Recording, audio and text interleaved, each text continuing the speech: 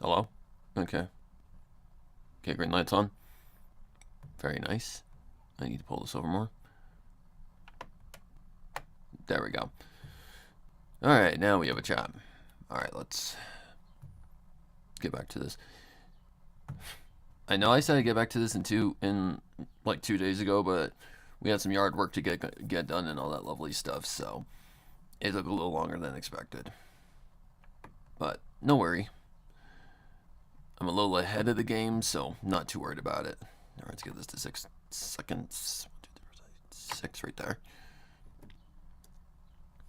Alright, let's go. Thanks to the help of the assurance from Columbina and the other harbingers, Snezhnai's previous unrest had now calmed to the state of any regular day. I think I already took that, didn't I? Thanks to the help of the assurance from Columbina and the sight of dragons and large groups of outsiders flooding into the city had... Oh, I remember I had to retake the entire thing.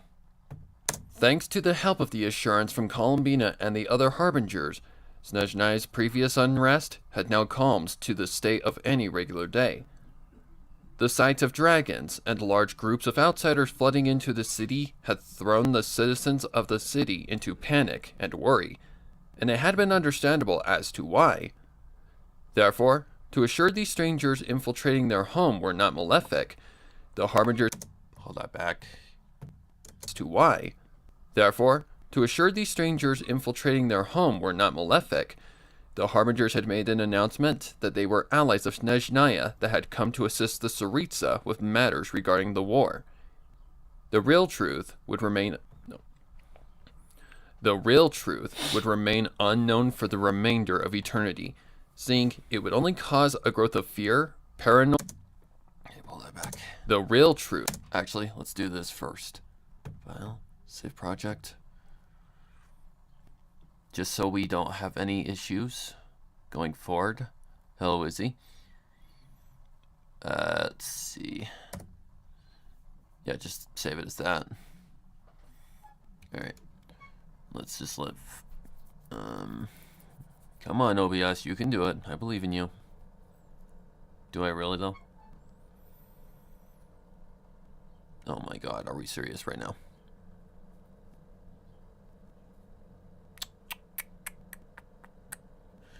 I'm not dealing with your slow ass today. Hurry it up. Oh my god. See the shit I have to go through, guys? This fucking crap that makes no sense except for this program to, screw me over. This isn't a very long file either. Or 2, excuse me. This is actually one of the shorter chapters for the end. Hello, Tsukushima. That's a bird. It scared the shit out of me. But yeah, sorry. We had to get some yard work done. We had to really get down on our knees and dig into the dirt, so we had to get that done first. I did have an opportunity to get it done, not yesterday, but the day before, but I was too tired by that time. So, yeah, I want to do this when my brain is fully functional, and I don't want to make any mistakes, even though sometimes I do tend to do it. But it's understandable, because sometimes it just happens. But we're getting there. Slowly but surely, we're getting there. I'm not really in any rush to get this out by any means, so we're a little bit ahead of the game, so we can just kind of take our time here. Ow. I think we can get this chapter done today and move into the next chapter. It all depends on how I feel. Because this was not a very long chapter. It's only like, what, 3,000 words? Something like that. Word count, please. 3,038 words. Yep, exact. So that's like the equivalent of about, I think, 20 minutes. Something like that.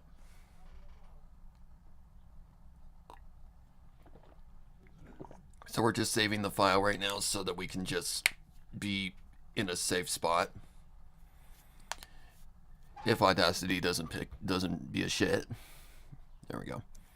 The real truth would remain unknown for the remainder of eternity, seeing it would only cause a growth of fear, paranoia, and distrust amongst Snezhnaya's society.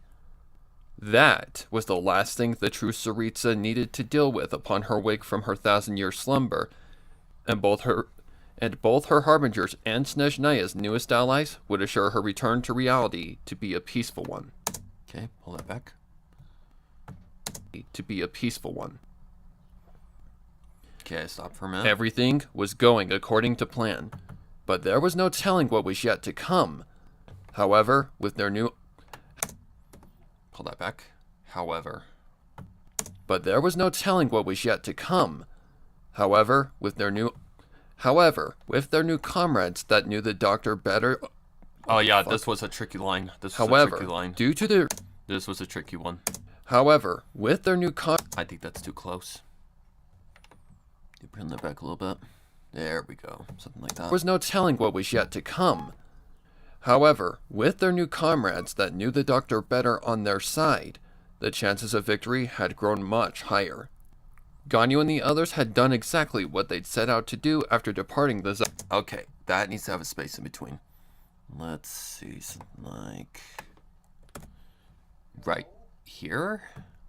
Ganyu... Yep. Trophy. Had grown much higher. Ganyu and the others had done exactly what they'd set out to do after departing the Zapoljarny Palace, having found Venti shortly, and worked quickly to gather all of the others to explain what had occurred in the throne room. That had taken around 45 minutes to do so, and That had taken around 45 minutes to do, and seeing there was absolutely no reason for their claims to be false, everyone had agreed to meet up with the Fatui Harbingers. So Ganyu, I hear that. And no, it's not happening. Not today, Buster. Up with the Fatui Harbingers. So Ganyu, Kuching, and Yelan had led all of their comrades... No.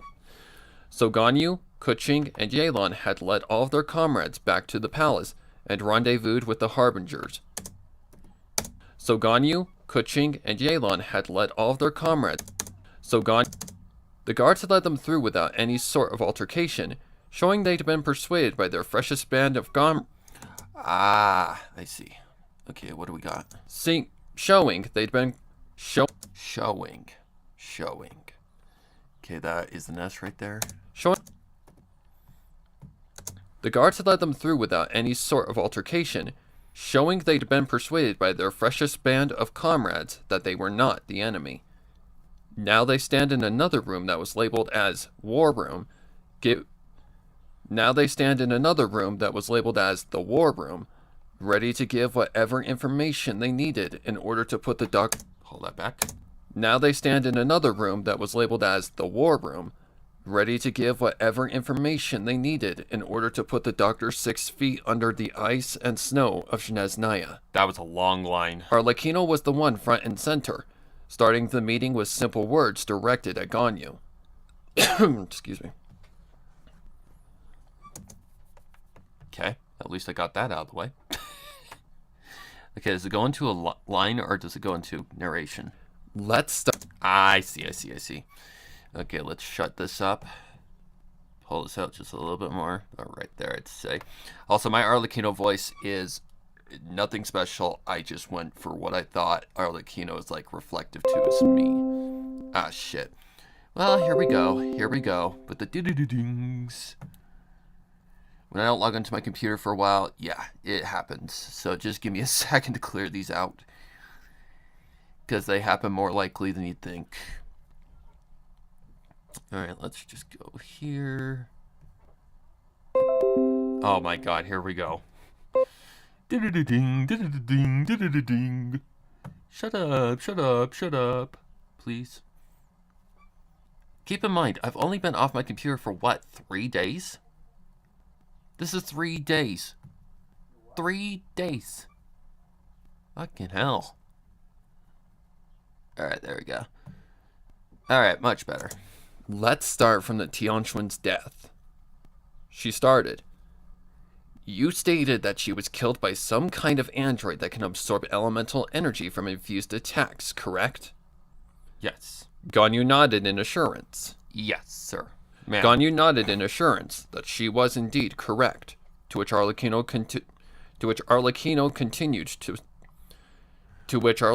continued to explain further on the manner. No. Yeah. I messed up. What did I say? No. Right here. Come on. Be nice. Don't even start with me, please. Thank you. Was indeed correct. To which Arlecchino continued to speak further on the matter. There we go. All right. No. All right. Now. All right. Now. No. All right. Now that that's established. Pull that back. Alright, I'm saving your hat. You're starting to kind of lag. Don't like that. Further on the matter. All right. Nope. Way too close. Let's try that again.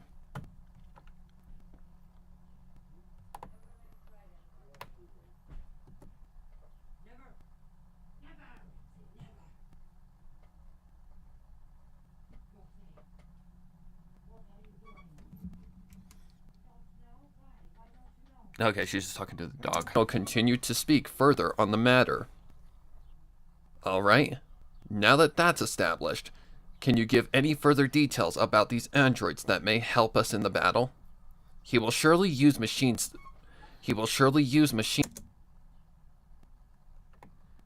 Did I fuck that up? I think I fucked that up. He will surely use machines with such abilities against us in our pursuit. So we must know all about these enemies to counter their tactics. Yelan stepped forward, knowing it was best for her to speak on such matters. I believe it's best if I answer that. No. I believe it's best I answer that. Yelan stated confidently. To put it into simple terms, Okay, pull that back. I believe it's best I answer that. Yelan stated confidently. To put it into simple terms, over the past months, we learned that the doctor used the Tsaritsa to obtain the prototype that would become the development of these machines. He blatantly murdered an engineer named Dr. Walter Solvik, using the Tsaritsa's abilities to obtain the prototype. Okay, pull it back. He blatantly murdered an engineer named Dr. Walter Solvik, using the Tsaritsa's abilities to obtain the prototype, then horrifically used his flesh as the very first android's skin. Ugh. Then horrifically used his flesh as the... That's some Ed Gein shit right there. Then horrifically used his flesh as the very first android's skin. That very android was the one Ganyu encountered that night, and was the one who killed the Tianquan. And I wouldn't doubt the doctor would do something like that. I wouldn't. Because he's just that fucking twisted. After reading the manga and learning what he did to Kale, I don't put anything past him. Alright, let's see.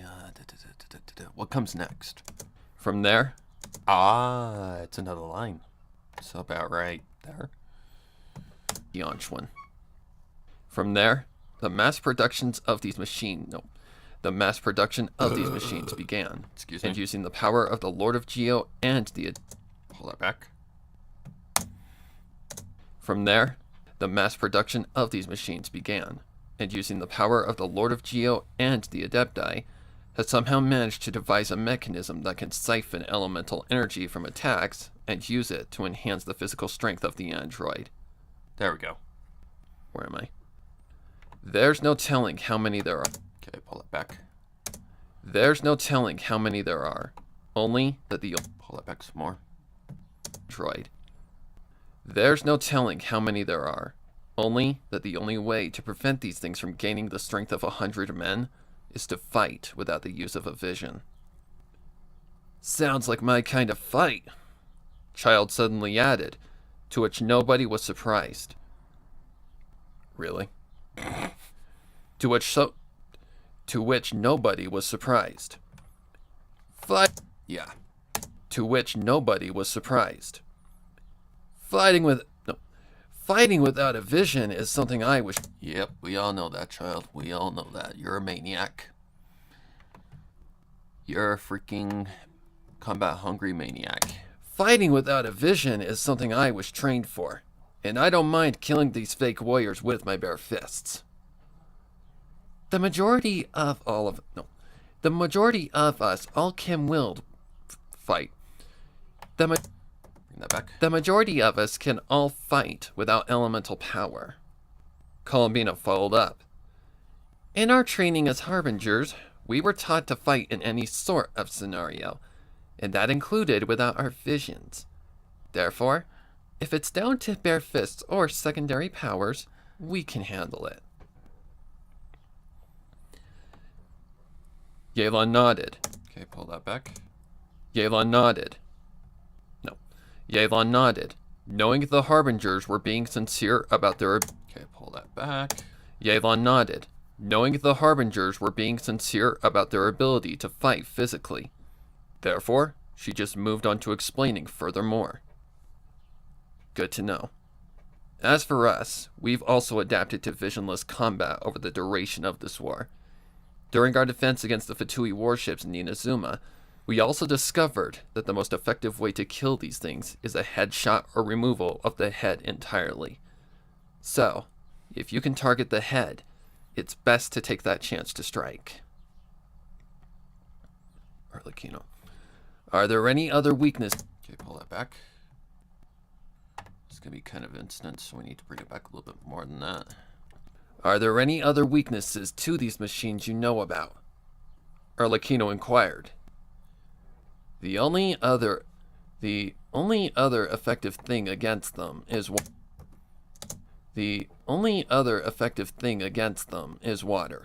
Hence why Raiden A used her powers to I almost said Raiden May. Wrong game. Them is water. Hence why Raiden A used her powers to conjure a storm during the siege against Inazuma. Yelan confirmed. I see. Suddenly I see. Sorry. I see. Arlecchino answered, putting a hand to her chin. That action couldn't be replicated.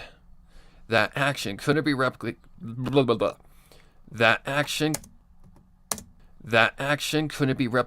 due to the temperatures of Snezhnaya. Can't. That action can't be replicated due... Okay, bring it back. That action can't be replicated due to the temperatures of Snezhnaya. The rain would turn into hell before the droplets could hit the targets. If water were to be used as a form of combat, it would have to come from the sea off of the shores. It would... Did I really retake that? Yeah, bring that back. It would have to come from the sea off the shores. I have a suggestion.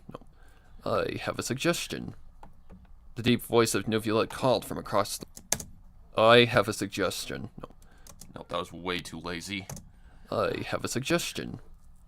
The deep voice of Nuvula called from across the room. I have some control over the waters, so perhaps I could... Yeah, I had to think hard here because there's so many characters. So, perhaps I could create a wave high enough to seize all of the androids in one hit.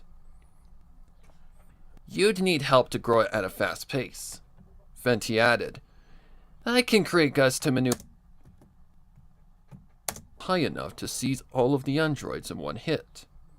You'd need help... Oh, can't be that instant. You have to kind of push it a little more. Right about there. Androids in one hit. You'd need help to grow it at a fast pace. Venti added, I can create gusts to maneuver the waters into the form of a wave high enough to Fuck! Okay, pull that back. I can create gusts to maneuver the waters into a form of a wave high and long enough to hit the amount of androids that are likely going to be in our path to the laboratory. Then there's one issue with that plan. Capitano intervened. A wave of that magnitude would put those on the ground level at risk. So how would we evade the attack? Leave that to me. Leave that to me, Kusanali called out. I can create a... Hold that back. Leave that to me, Kusanali called out. I can create a protective barrier that will keep... Hold that back. I can create a protective barrier that will keep those in the line of fire safe from harm. I may look powerless, but trust me when I say I will not let anyone get hurt. There we go. Capitano nodded in assurance that he trusted her words. Capitano and Piero, I got kind of mixed up. Capitano nodded in assurance that he trusted her words, allowing the meeting to continue. Very well. Now that we know just what we're up against, I believe it's our turn to explain just what you have to expect in this trek to his lab. Arlecchino stated, to which all... I believe it's our turn to explain... Hold that back. Now that we know just what we're up against, I believe it's our turn to explain just what you have to I think I can get that out. Right there. Get that out. Know just what we're up against. I believe it's our turn to explain just what you have to expect in this trek to his lab. For now. Arlecchino stated, to which all except the harbingers occupying the room opened their ears wide. While... Where am I? While... Hold that back. While I've only been there once, the way to it, and every potential obstacle along the way are fresh in my mind. The entrance is in a cave hidden behind a... Blah, blah, blah. The entrance is... I think that's almost too high for Arlecchino. The entrance is in a cave hidden behind a giant rock. Then past that is a plethora of things that could... Then past that is a plethora of things that only... Okay, pull that back. Behind a giant rock. Then past that is a plethora of things that only someone as deranged as the Torre could devise. Those things include trapdoors, monstrous creations, and a labyrinth inscribed with some ancient language that derives... No. And a labyrinth inscribed with some ancient language that derives from Sumeru. Because he's originally from Sumeru. I think.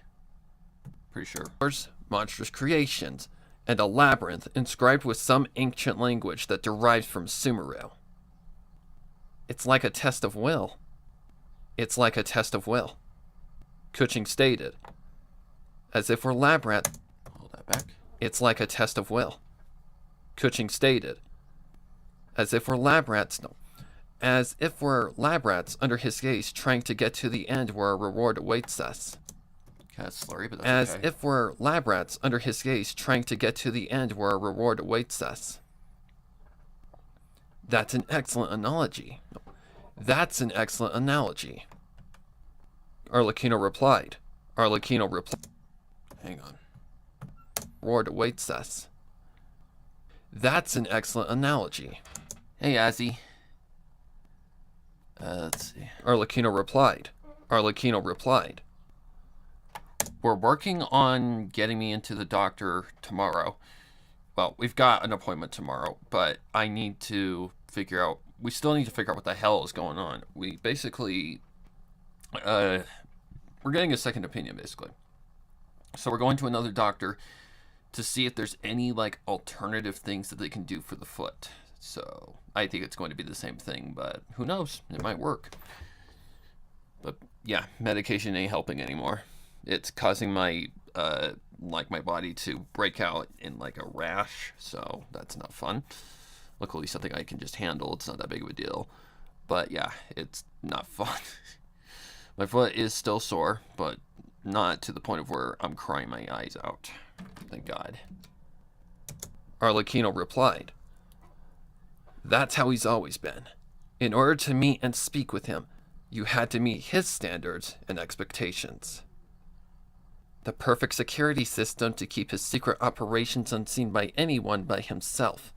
Hang on. The perfect security... Okay, did I retake that? The perfect security system to keep his operations... No. Okay, I did retake it. The rash was luckily only like as far as to my arms. Like I'd have little red spots on my arms. But other than that, it was fine. My fucking epilepsy medication back in the day was way worse. Like it would give me a rash that would itch, and it was just horrible. But luckily, all this is caused by is just the steroid medication that they put me on. Like just my body rejecting it, because my epilepsy medication as well mixes with it. And I guess that caused a reaction with my epilepsy medication that made my epilepsy medication basically just go, no, you don't belong here. So my body is pushing it out because too much of it will cause problems. The perfect security system to keep his secret operations unseen by anyone but himself. Kuching assumed. Okay. While a madman... Bring that back. While a madman of the greatest evil, there's no doubting that he's very clever and smart in his tactics. So, I ask you, Miss Knave, are you completely sure that you know the way? Honestly, I'm not. Arlecchino answered. It's been years since Dottore led me down there, and even if my memory is right 99% of the time, we can't risk anything. I thought you were able to figure out what's wrong. I think it censored me saying it. Wait, what? And the meds sound tricky too. Yeah, we technically we don't even know what the hell is wrong. Like that's the foot I broke, not foot, toe, technically. That's the toe I broke like years ago, but I don't know. It feels like gout and it looks like gout, but it could be something else. But they've taken x-rays. Usually you can see gout on the x-rays, but yeah, they haven't found anything. All I know is that it hurts like a motherfucker. Having been relieved at Arlecchino's response. By answering the way she did, that assured Kuching that Arlecchino was completely aware of the severity of the situation. I'm glad to hear that you aren't reckless in a dire situation. Pull that back. I said a swear word in the original doctor message, and oh, maybe the bone's in here, right? Well, here's the thing with toes. Toes are tricky because the bones are so tiny. So healing, like splinting your toe bone isn't easy. It's almost impossible. Because basically what happened is it was a tiny little fracture in my toe, but it f***ed up. Because here's a rock and here's my toe. My toe went smack like that. So what happened is the bone basically hit hard enough to where it caused too much what's the word I'm looking for? Force against the bone, and caused a right down in I think it was more down my foot, maybe right as it gets to past where the toe starts. But yeah, still not fun. Fucking hurt like a motherfucker. 2 days after I had done it, because I think the water helped to take the swelling down. I'm glad to hear. I don't think it should censor you. I don't think I've ever done anything to censor it. So, I don't know. YouTube's stupid. I'm glad to hear that you aren't reckless in a dire situation. However, that raises the problem of actually getting to our target. If we aren't sure how to get to him, how do we actually get there? I may have a solution to that conundrum. Capitano called out. You said that the body of the researchers was taken and converted into an android in Dottore's lab, correct? What? What did I just say? You said that the body of the researchers was taken and converted into an android in Dottore's lab, correct? Yeah, whatever. Affirmative, sir. Kuching answered. Could you explain how you were actually able to see the lab? Could you explain how you were actually able to see the lab? Pull that back. Could you explain how you were actually able to see the lab? Not many are able or allowed to go there. Hold that back.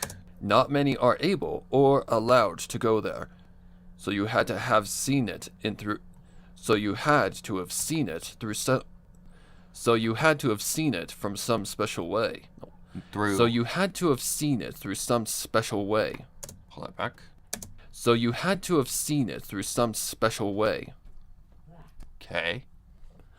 Yelan took the lead in her comrade's stead. Hold that back. Yelan took the lead in her comrade's stead, knowing how to word it more appropriately. I'll explain that. No. I'll explain that. After we have discovered... Hold it back. I'll explain that. After we have discovered... After we had discovered the one you knew as Reshov Starchovsky was an android through interrogation, we took his severed head to Sumeru to have the microchip in his head extracted. Once the chip was out, we browsed it for any useful information and discovered how Dr. Walter Salvik had come to be a machine of destruction. Hold it back. Useful information and discovered how... I hear that. Tutu for sure, I have too much of a pie mouth. Yeah. I've got to be careful in the first 18 seconds of every video I do. Luckily, every video that I do, for the most part, is like pre-recorded, so I could just stop myself from saying potty mouths, and it's narrations mainly, so I go by whatever the story tells me to do. We browsed it for any useful information and discovered how Dr. Walter Salvik had come to be a machine of destruction. In that time, we also found a video where the construction of Reshov was... In that time, we also found a video when the construction of Reshov was still in... What did you do to Rainbow Dash? What did I do to What? What are you talking about? In that time, we also found a video when the construction of Reshov was still in its first stages. That particular recording included visuals of the lab and a conversation between the doctor and the Tsaritsa. Oh, that thing. That was a gift from my niece way back in the day. That was when I first got into Boney. I want to say that was probably 1 year after or so. She got it for like 25 cents. Here's a funny story with that. It's actually one that's from a con. So that thing was likely $40 or something. So yeah, I got it for dirt cheap. Thank you, Anaya, again. In that time, we also found a video when the construction of Reshov was still in its first stages. That particular... Hang on, let me listen In that time, we also found a video fine. when the construction of Reshov was still in its first stages. That particular recording included visuals of the lab and a conversation between the doctor and the Tsaritsa. Okay. That specific comment...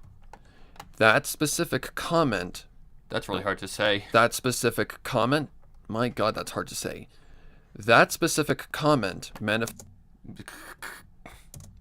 Two C's. That specific comment manifested chatter amongst the room from the Harbingers, causing Yelan to raise an eyebrow in confusion. What was so important about that statement that would cause a sudden ruckus? Is something wrong, sir? She questioned, aiming her words at Capitano. Okay. Something in your tale makes no sense, ma'am. He answered with seriousness. Miss Ganyu stated that Her Majesty had been under the control of the Torre ever... Pull that back. Miss Ganyu stated that Her Majesty had been under the control of the Torre ever since her coronation as the Cryo-Archon. No. Miss Ganyu stated that Her Majesty had been... Pull that back. Miss Ganyu stated that Her Majesty had been under the control of the Torre ever since her coronation as the Cryo-Archon, yes? Correct. Yelan confirmed. Well, if Her Majesty was under his control, how... Pull that back. Well, If Her Majesty was under his control, how could he have a conversation with a puppet he controls? With a puppet he can. That's a little bit of a plosive. Alright, let's get that out of there. EQ. You'd killed her, your fanfics came true. Yeah, speaking of those, I need to actually get my ass going on Halloween. I think I have an idea of what I'm going to do, but I still need to write it. 4 months! Yay! How could he have a conversation with a puppet he controls? She gasped and froze in her tracks. She thought back to the video, only to come to the realization that Capitano was right. How could it be possible to talk to a being under your control without the victim retaliating or sounding robotic? The Tsaritsa had not sounded monotonous, the Tsaritsa had not sounded monotonous, nor had been... Hold that back. The Tsaritsa had not sounded monotonous, nor had been rebellious against the doctor. So how in the world was this possible? Then it clicked. The only possibility that the conversation is possible. Then it clicked. The only possibility that the conversation between the two could have occurred. She turned and bolted to where they had temporarily stored the Tsaritsa. She turned and bolted to where they had temporarily stored the Tsaritsa to rest up, going as fast as possible. She had been questioned before exiting the room, but there... Hold that back. She had been questioned before exiting the room, but there was no time for questions or explanations. They were potentially in danger, and Yelan needed to find out if her guess was right. Hold that back. And Yelan needed to find out if her guess was right before the Archon woke from her slumber. Okay, save project. Just want to make sure I'm not leaving. Yeah. After this, I am going to start on Halloween because I need to get my ass going. Otherwise, I'm going to run out of time. Right there. It is a 20x pranks later thing, so I do have an idea, and I think the inspiration comes from a movie that I saw. A pretty terrible one, honestly, but it was an interesting idea. Archon woke from her slumber. Upon meeting the practical bedroom where she was relieved to see the Ice Queen still asleep, she rushed up to the side of the bed and unsheathed one of her many knives resting on her hip.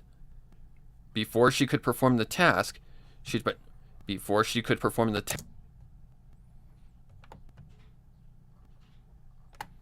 that back. Before she could perform the task, she's been caught up to...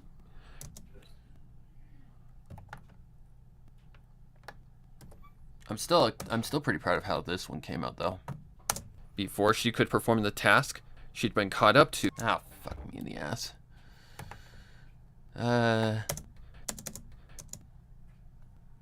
Let's see if that might work.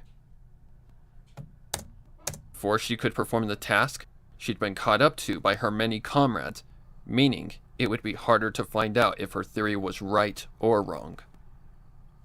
Kuchin. Yelan! Oh, did I... Watch your ears. Ah, fuck. I need to do something like this. It was right or wrong. Yelan! What are you doing? Yelan, what are you doing? That's better. I like that better. Okay, that wasn't too bad. It's just tricky to do, like, screams and shit without ranting your eardrums. Yelan! Ranting? No. Well, the other word. I can't say that on YouTube. Yelan, what are you doing? Kuchin called out first. Do you... Hold that back. Kuchin called out first. If it makes you feel any better, I've been putting off my... I have a general idea, but drawing the designs is a whole other thing. I've never drawn monsters before. Also, that sounds rad as hell. Well, it's basically going to pick off where the last one left. Where the last one ended. Because people were asking about the Rainbow Dash, like, monster creation thing. Well, it's going to play into this one. Like, it's basically going to be like a 20 years later kind of thing. I could be like 28 years later or something like that. Like, that would be kind of a good tagline. But, yeah, it's going to be pretty good. Because it's... keep in mind, I have never seen any of the 28 blank later things. I've never seen any of them. I know it's a very, like... What's the word I'm looking for? Like a very nostalgic horror movie. Like, it's one of the big ones. But I've never, ever seen it. I just decided... Like, what? Oh, oh, that's funny.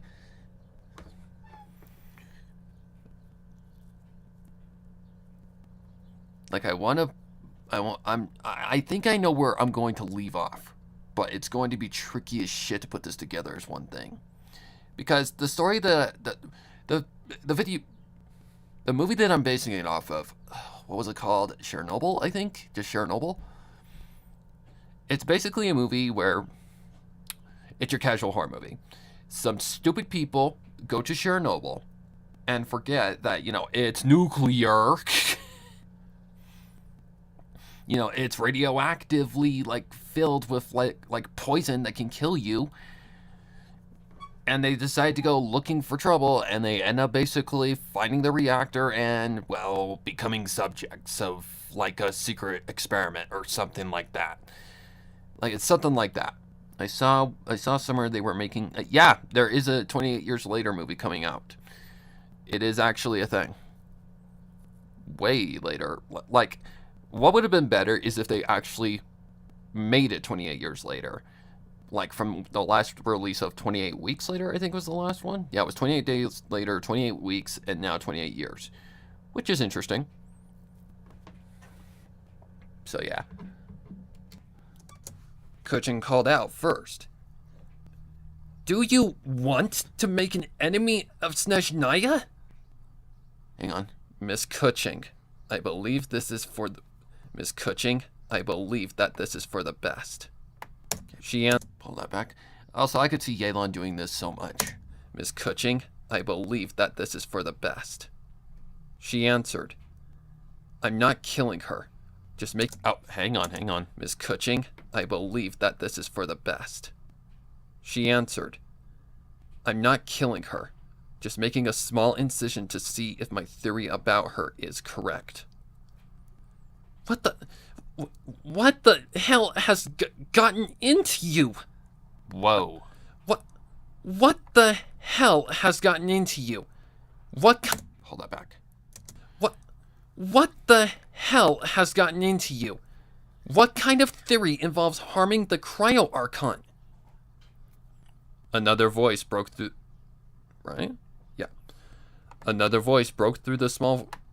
Okay, pull that back.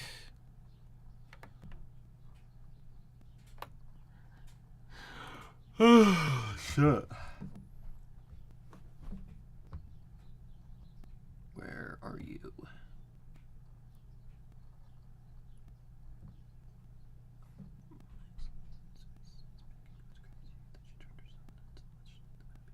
Sweet. Shit. What was I going to say? God damn it. The Pony AU shit, alternate universe, I guess that's what that means. I know nothing about that. People have asked my opinion on it. I know zip. I know it's something that came out about My Little Pony, and I'm like, I don't know shit about it because I'm, like, not as into the pony shit as before. Like, I'm more into, like, you know, Genshin Impact, Warrior Waves, Honkai Star Rail, you know, stuff like that. I'm more into that now. But I still do pony stuff. I'm just not into the pony fandom as I usually was before. Another voice broke through the small doorway. A voice that spoke murderous intent if Yelan continued.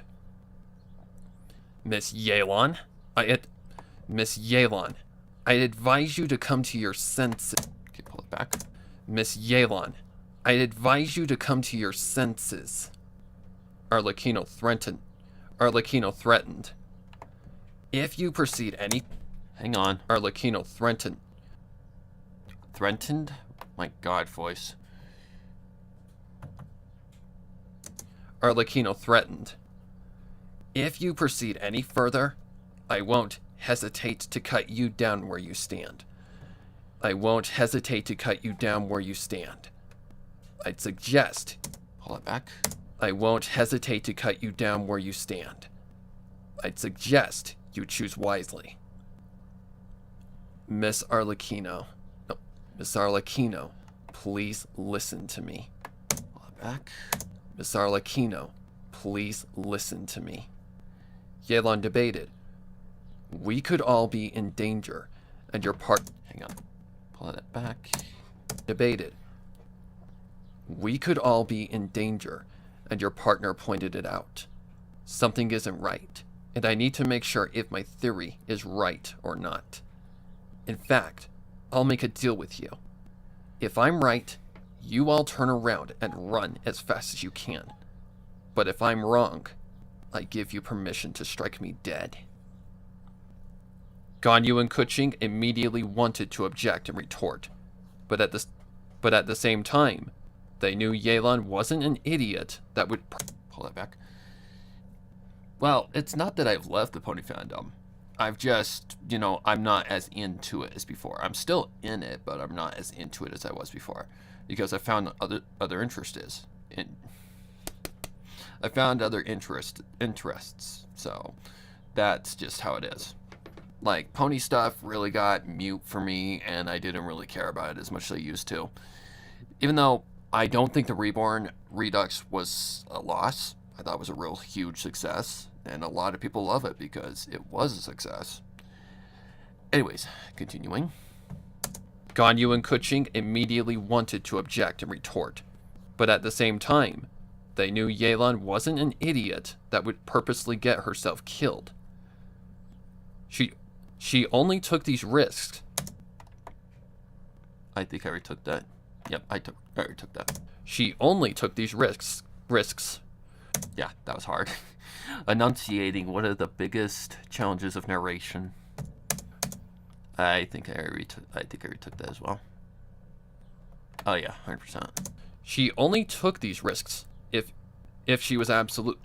She only took these risks if she was absolutely sure, and given the situation, she was likely absolute in her theory. Pull that back. She only took these risks if she was absolutely sure, and given the situation, she was likely absolute in her theory. There we go. Very well. I'll oblige to that wager. Very well. Very well. I'll oblige to that wager. I don't know what the hell happened there. Very well. Okay, I did find... okay. Okay, I did notice that my voice just dove for a minute. I don't know why. Very well. I'll oblige to that wager. Arlecchino accepted. Thank you. Yalon responded, knowing her life could be seconds from being ended. However, she felt completely confident she was right, so she proceeded with her task. However, she felt completely... Pull that back.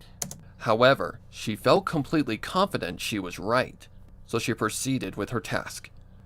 She lifted her dagger high into the air, then thrust her arm downward at the Tsaritsa's left arm, the knife puncturing through it as if it were butter.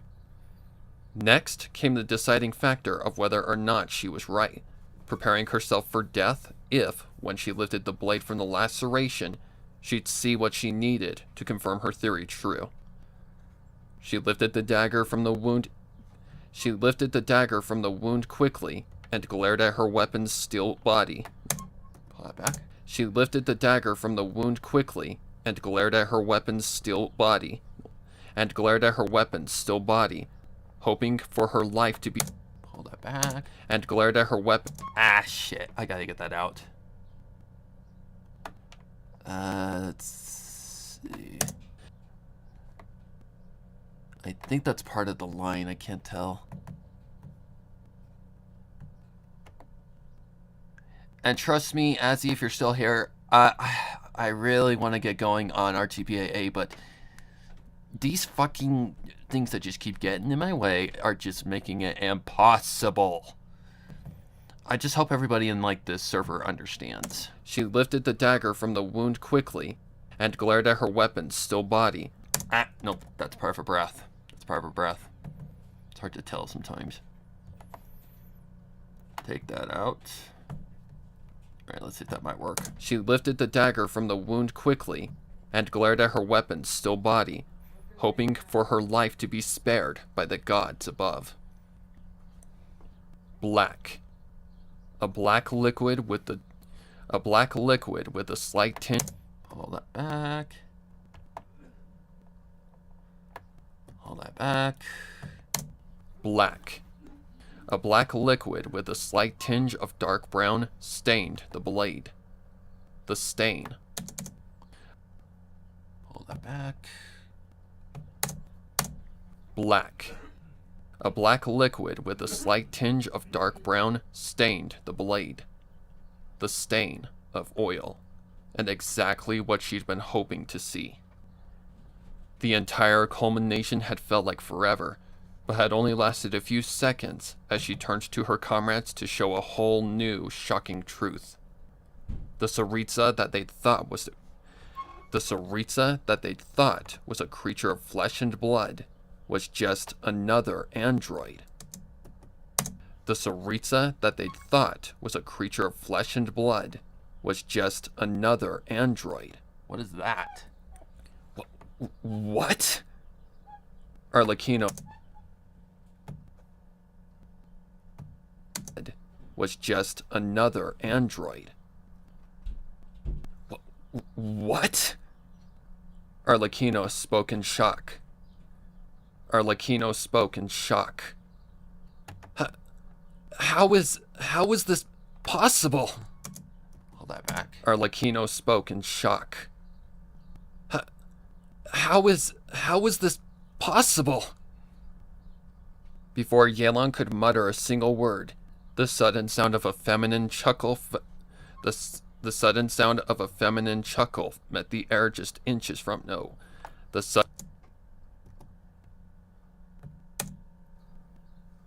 Before Yelon could mutter a single word, the sudden sound of a feminine... Okay, let me, yeah. Right there. Get that out. You're all good. I'm busy with the move and everything, so it's no trouble. Also, an artist, they take a good while. Yelon is the only gambler I ever trust. Paleo Pines has been my distraction lately. Well, considering gacha games are literally just gambling like machines, except they have, you know, guaranteed odds and dividends, you know, stuff like that. Anyway. Single word. The sudden sound of a feminine chuckle met the air just inches from her. Oh, shit. Sorry, but your app came through and we're trying to fill out your information. What is the prefix to your phone? I know it says 567. What is the first part? 299.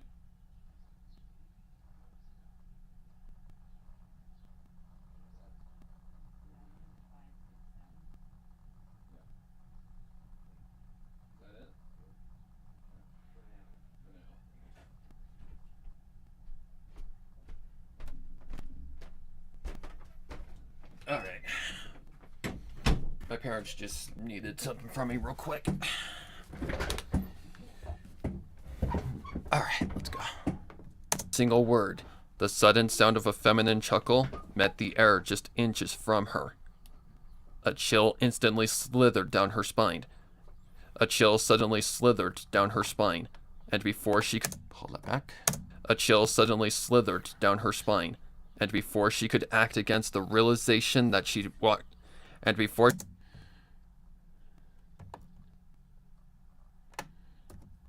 And before she could act against... Nope, that's a fuck up. And before she could act against the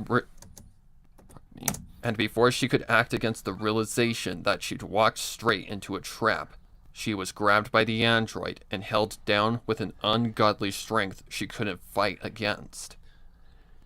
She tried her hardest to escape the grasp of the machine, but couldn't even budge. She was trapped, and upon the sudden sound of a beeping noise coming from the inside of the chest of the android, Yelan knew the writing was on the wall. Oh, it's 2 here. Oh, shit. I think this is a shout, isn't it? Oh, I know what's going on. There's a double take here. Okay, so I need to go something like... So this is probably Kuching because it's higher. Yeah. Ay. Ganyu. Yelan! Okay. Kuching. Yelan! No. Yelan! No. Okay. Apparently I need to do 2 things here. Okay, so that's definitely too high. So let's go something like... Yelan! Ay. Easy there. Okay, what is this? Nothing? Oh, it's 2 here. Okay, so what I gotta do is 2 things here. Yelan! Okay, so that's Ganyu. Now you Kuching. Kuching. Yelan! No. Yelan! There we go. Much better. Control C. Now I need a second track. Add new. Mono track. Okay, now I gotta get in the right spot. This is a tricky maneuver. Gotta get right on point. Control V. Okay. Ah, shit. Right about there. Yelan! There we go. Perfect.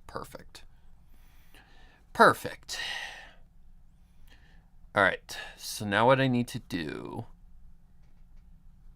Do I play with that now or do I play with it later? I think I play with it later. I think I play with that later. Yelan!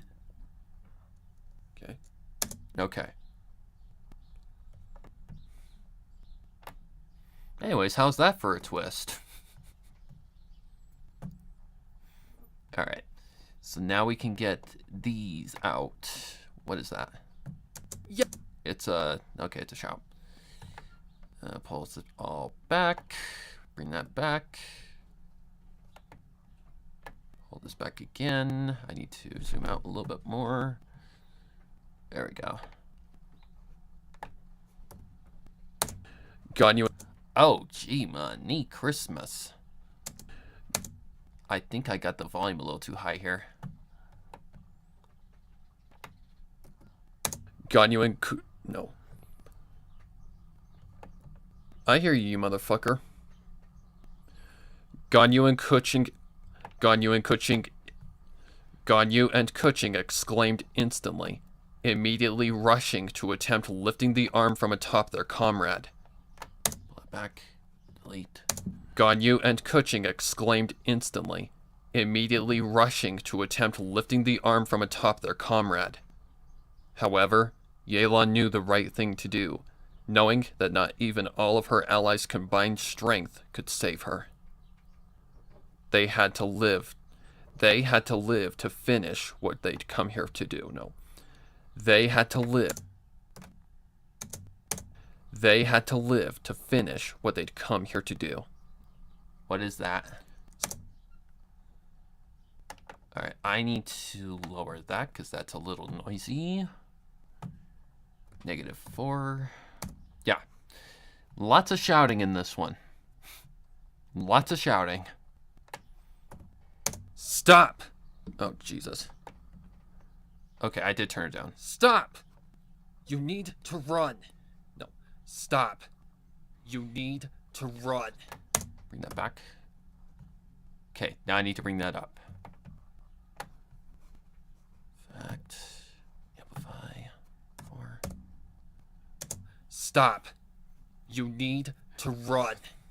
Okay, I can always up that in post if I need to. Let me see if I can just Stop. You need to run. close. Need to get that just a little lower. Ah, shit. Didn't mean to do that. Amplify. 3. That should do the trick. Stop. You need to run. There we go. Perfect. Okay, what is this? Yelan ordered. Okay, pull this back. Yelan ordered. She's going to destroy this palace. You need to... Yelan ordered. She's going to destroy this palace. You need to get out of here before it's too late. Ganyu and Kuching's stomachs immediately twisted at those words. Pull it back. Ganyu and Kuching's stomachs immediately twisted at those words, knowing she was serious. Knowing she was serious.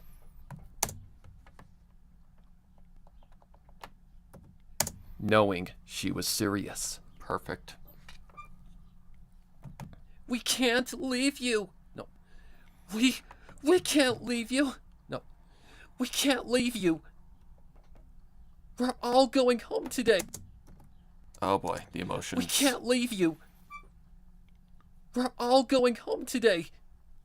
All of us. That's really hard to emote as Kuching. Nose. Gotta go for the nose. We can't leave. We can't leave you. No. We can't leave you. No. We can't leave you. Kuching objected. I think I like the first one. Kuching objected. Okay, hang on. We're all going home today. All of us. I like the first take better. I like it better.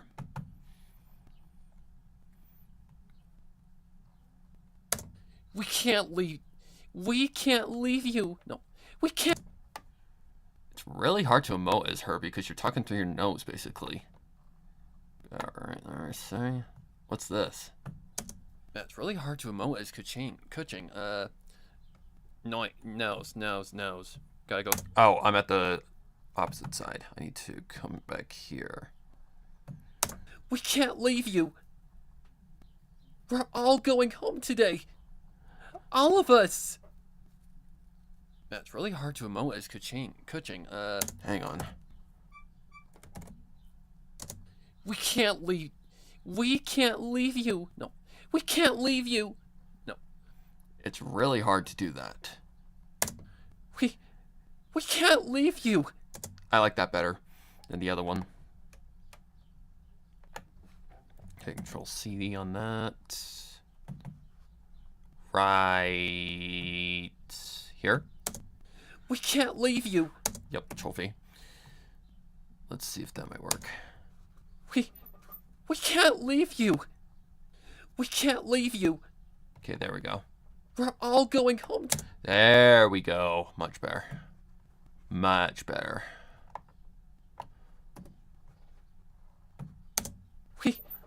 We can't leave you.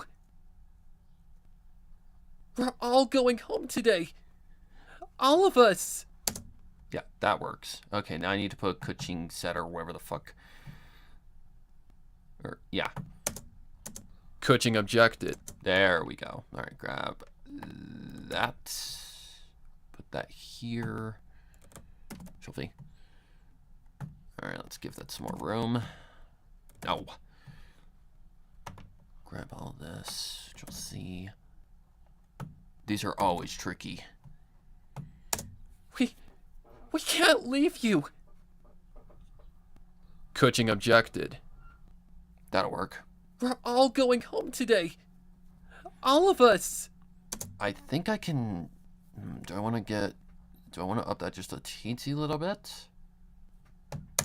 We can't leave you. Yeah, it needs to go up a little bit more.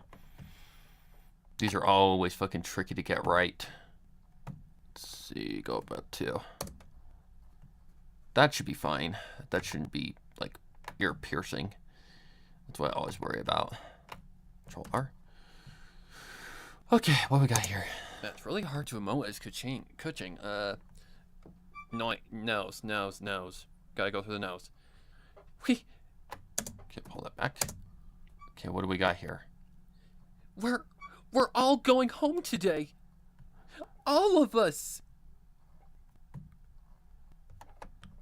Okay. Okay, pull that back. Yeah, I can just leave some room. Emotions were starting to show, but tears were pointless in this situation.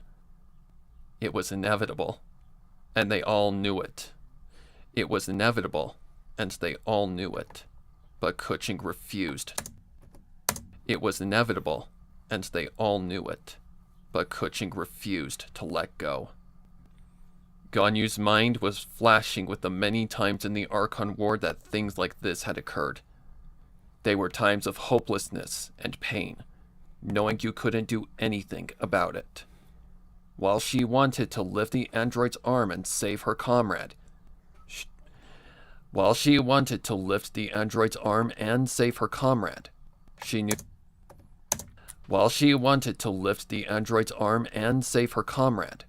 she knew full well what she needed to do to finish what they'd come here to do. She needed to run. She needed to grab Kuching and run as fast as possible. It was the right thing to do, even if she didn't want to. Tears rolled down her cheeks as she did what she needed to do. Tears rolled down her cheeks as she did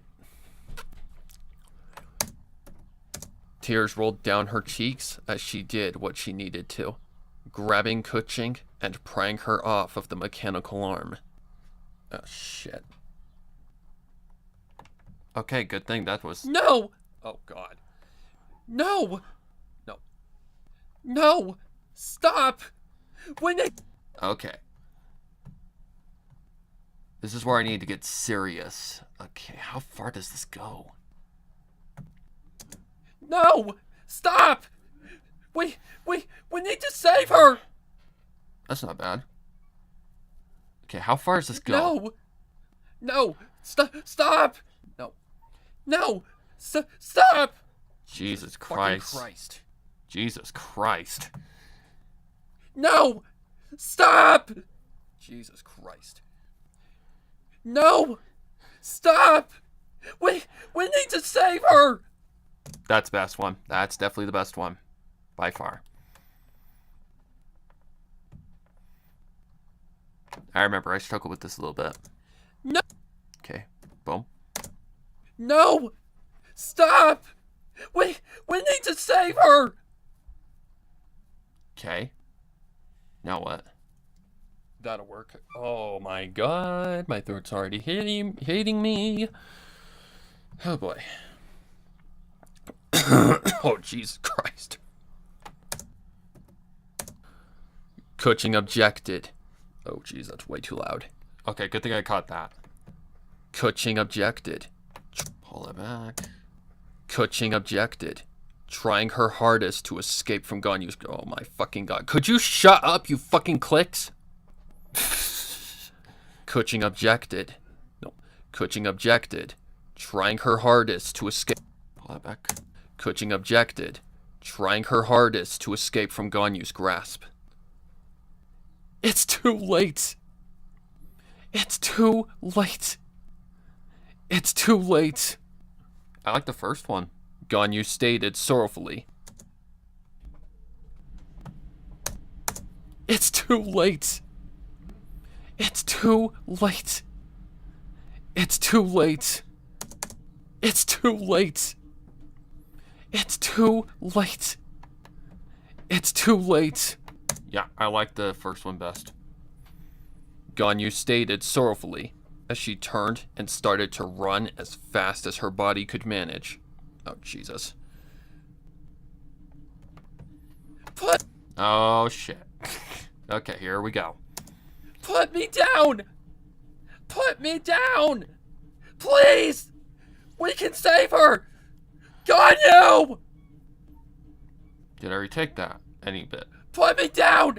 Please! We can save her! Ganyu! Put me down!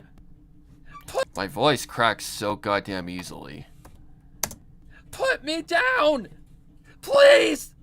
We can save her! Ganyu! I think I like the second one better. Because I already imagined what's going to be playing here and all that lovely stuff. Put me down! Please! We can save her! Ganyu!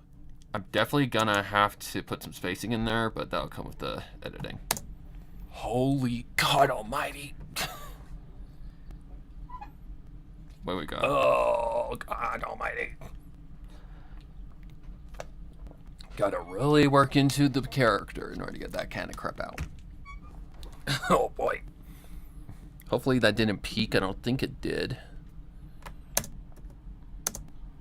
She didn't listen and just continued to run, even shifting her form upon meeting the outside to avoid any debris that could fall on them upon the explosion going off. However, she hadn't made it far before a sudden sound equivalent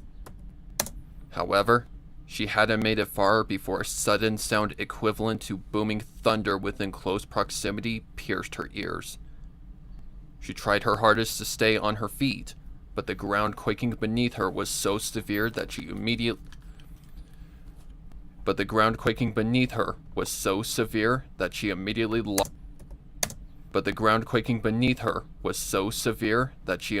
lost balance and collapsed.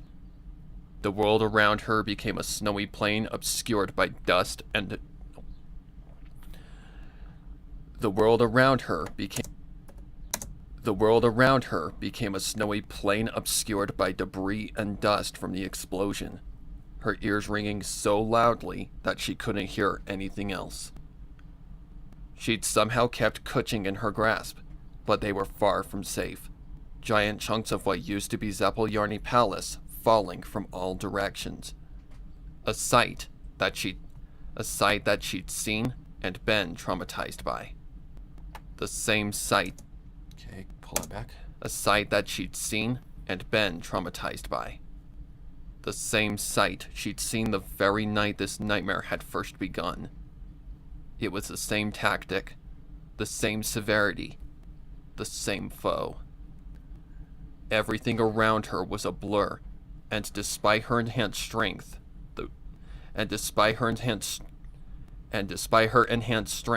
the explosion had thrown her into a temporarily everything around her right there.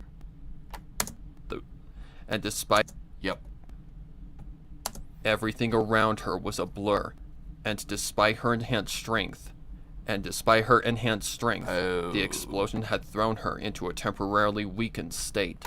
Pull that back.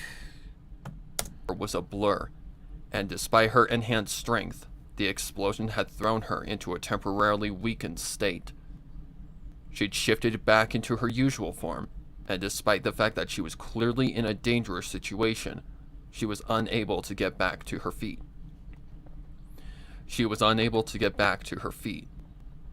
Kuching had almost been impacted.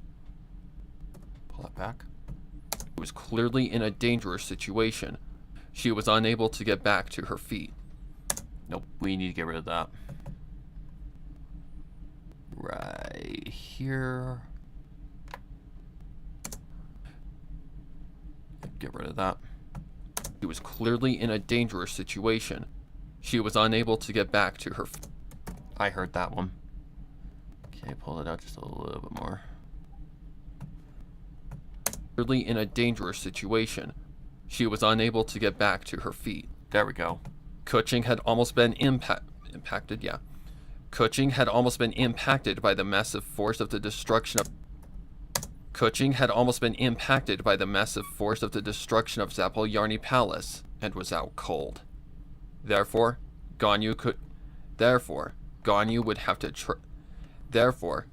would need to drag a dead Therefore, Ganyu would need to drag a deadweight adult if she managed to get up. But her body refused to get up, and she was a sitting duck. No! No! No! I need to. I need to. First one's fine. About right there. She couldn't move and was so impacted by the explosion that she couldn't focus. She attempted to crawl, but Kuching's weight anchored her on the snowy ground. I can't. No, I can't.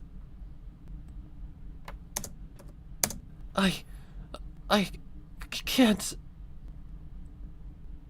Those were her last words before she succumbed to the injuries she'd taken from the explosion.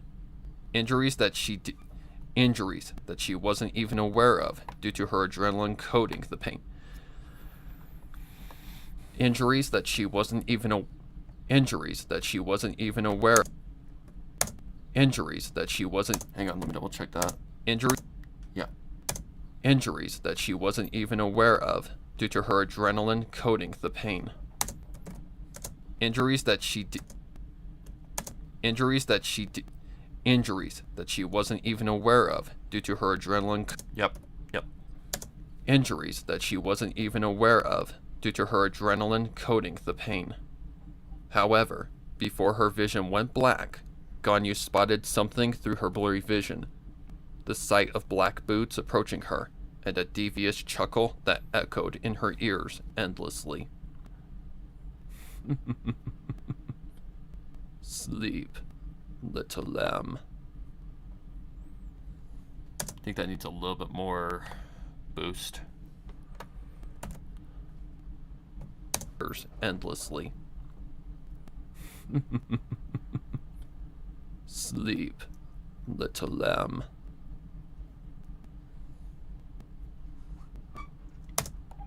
Alright. Cut that back. Alright, file, save. Alright, that's done. File, export as MP3. Yeah, I knew this one wouldn't take that long.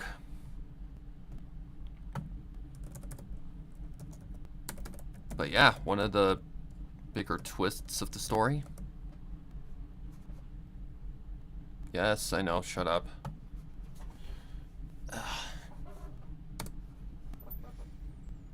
That scene will be way, way more impactful when I get to editing it in like a mix. I need to go to the bathroom. I'll be right back.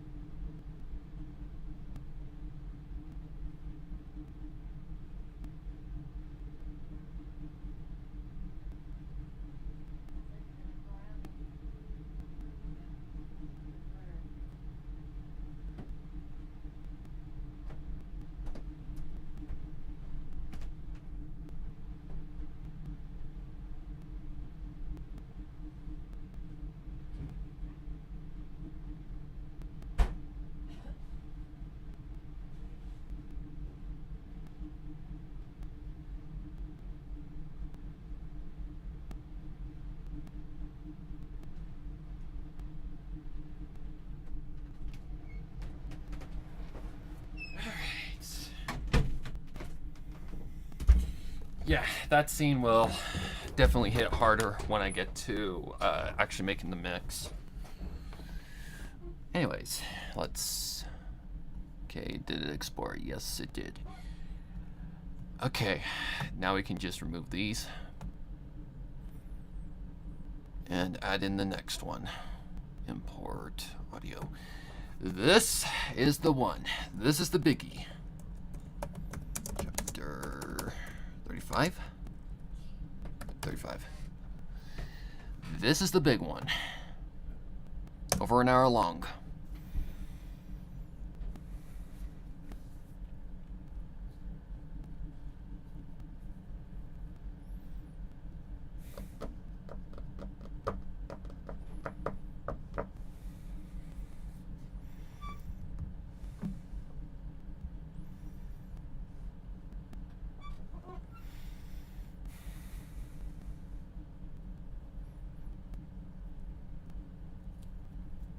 I mean, yeah, you guys should know me by now. Usually in the finales, there's some stuff that just happens that's just tragic as shit. And I wanted to make this one hit. And the usual thing that happens with, like, finales is that I'm not, like, confident in how it ends, unless I really do feel confident that it's good. But I think this sounds okay. Or, I think it's pretty good. Like, Aelon's death was not really something I had planned, but it fit. Because what's a good story? What's a story without a little drama? Because this whole story is based around war, and I wanted to really make the hit of, like, war is bad hit hard. Because it comes with a lot of things that people that are just, like, horrible in nature.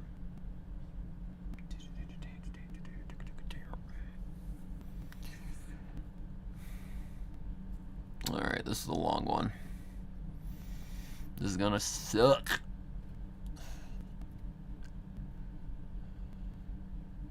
This is gonna suck balls.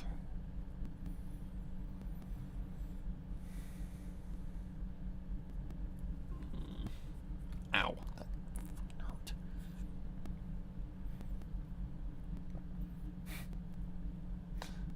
How long is this? 1 hour and 4... Oh my god, almost 2 hours worth. Fuck me. Why do I have to write such long stories? Why, Sparrow? Why do you have to write such long goddamn stories? Why? Why? Just why? Alright, what do we got? Upon awakening from... Okay. That is the right starting point. Let's just shut this up. I do remember there were quite a lot of mistakes, so let's just hope that it's not too much to get, you know, done. Upon awakening from her slumber, Kuching found that she couldn't move her limbs. Her vision was fuzzy and like vertigo, up until she came to full realization of her surroundings. She was restrained against a wall, and out from her was the appearance of something... Hang on. Zoom in. Right there. She was restrained against a wall, and out from her was the appearance of something she'd seen before. The lab in Rezhov's memory bank. Once she'd connected the dots, she... Bring that out. Put that back. Let's save just to be extra careful. Once she connected the dots... That's too positive. We're in a dark situation here. Once she connected the dots, she immediately knew where she was, and that struck the fear of the gods into her. She was in the doctor's lab under Frostcap Island, and was imprisoned as a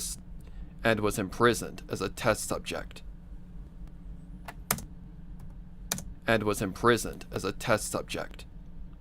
Okay, what do we got here? She flung her head and limbs in hopes of breaking free. But even with her greatest strength, she hadn't even managed to dent her practical shackles. She was wasting precious energy that she'd need if she was somehow given an opportunity to...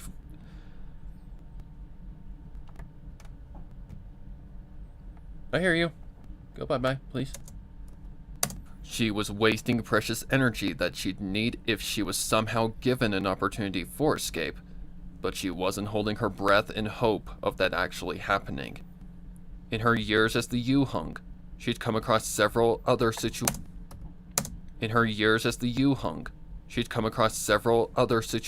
as such, and the majority of victims had died by the time they'd arrived to save them. Pull that back.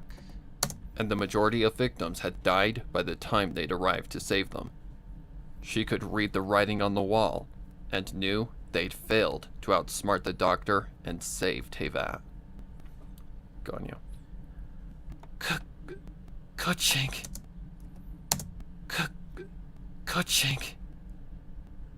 Ganyu jumped at the voice she knew all too well. What? Oops, I said the wrong character. Ganyu jumped? No, it was Kuching, stupid. Ganyu jumped at the voice she knew all too well. Now remembering exactly what had...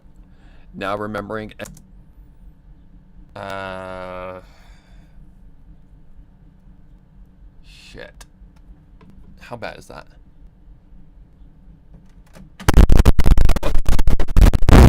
Ganyu jumped at the voice she knew all too well. Now Sorry, remembering guys. exactly what Sorry had... about that. Now remembering Ganyu... I think I can work with that. I don't think that's a bad idea. I don't think that's very bad. Oh, God, this sucks. Ganyu jumped at the voice she... Can I cut this down into anything? Yelan's death. Safety event. She jumped. Yeah, there's no easy way to do this. Fuck. Ganyu jumped at the voice she knew all too well. Now remembering exactly what had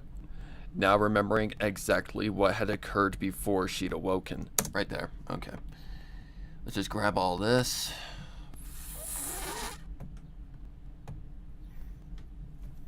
That's a common mistake, though. You can accidentally make that mistake very well. Alright, let's just kind of jump at this. Testing, 1, 2, 3. Turn my game knob down a little bit. There we go. Now that's more usable. Kuching jumped at the voice she knew all too well, not remembering exactly what had occurred before she awoken. Fuck me. Not remembering exactly what had occurred before she'd awoken. Perfect. Alright, I think I can get that. It's gonna be kind of noisy, but whatever. If this is too bad, then I'll just kind of fling it. Let's see, we need noise reduction, get noise profile, Control A, Control R. Is that bad? Testing, 1, 2, 3. Turn my game knob down a little bit. There we go. Now that's more usable. Kuching jumped at the voice she knew all too well, not remembering exactly what had occurred before she awoken. Fuck me. Not remembering exactly what had occurred before she'd awoken. Pull that back. Okay, let me see if this sounds okay to me. Kuching jumped at the voice she knew all too well, not remembering exactly what had occurred before she'd awoken. Yeah, I'm sorry about that. My mic cable is very, very sensitive. Like, if I even bump it, it does that shit. So I'm sorry about that. I didn't even bump it, so I don't know what the hell happened. Alright, let's see if this might work. Kuching. Kuching jumped at the voice she knew all too well, not remembering exactly what had occurred before she'd awoken. Yelan's death. Yelan's death. Kuching. Okay, let me do something like this. Control V. Let's slow it down. Let's lower the amplification a little bit. See if that might work. Kuching. Kuching jumped at the voice she knew all too well, now remembering exactly what had occurred before she'd awoken. Yelan's death. Yelan's death. Okay. Hold that back.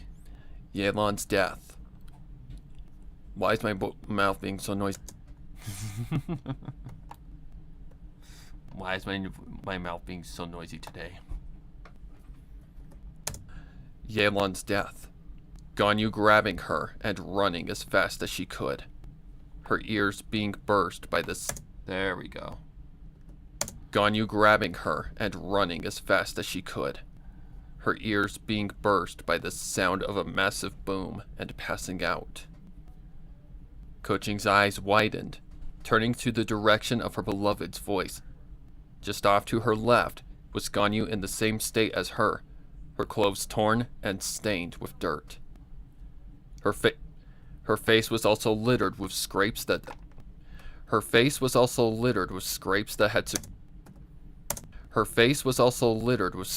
had secreted a bit of blood, now dry and seized of any further bleeding. Her hair tie Hold that back. now dry and seized of any further bleeding. There we go. Her hair tie had also fallen out upon collapsing to the ground. Causing her locks to extend out into a wide fleece that blanketed her entire back. While she was still beautiful to Kuching, she could tell she was hurt and scared. Ganyu. Kuching responded to a Ganyu. I think the first one's better. I like that one better. Let's pull that back a little bit. Kuching responded to assure Ganyu that she was there. Pull that back. Kuching responded to assure Ganyu that she was there. Ganyu sighed heavily in relief.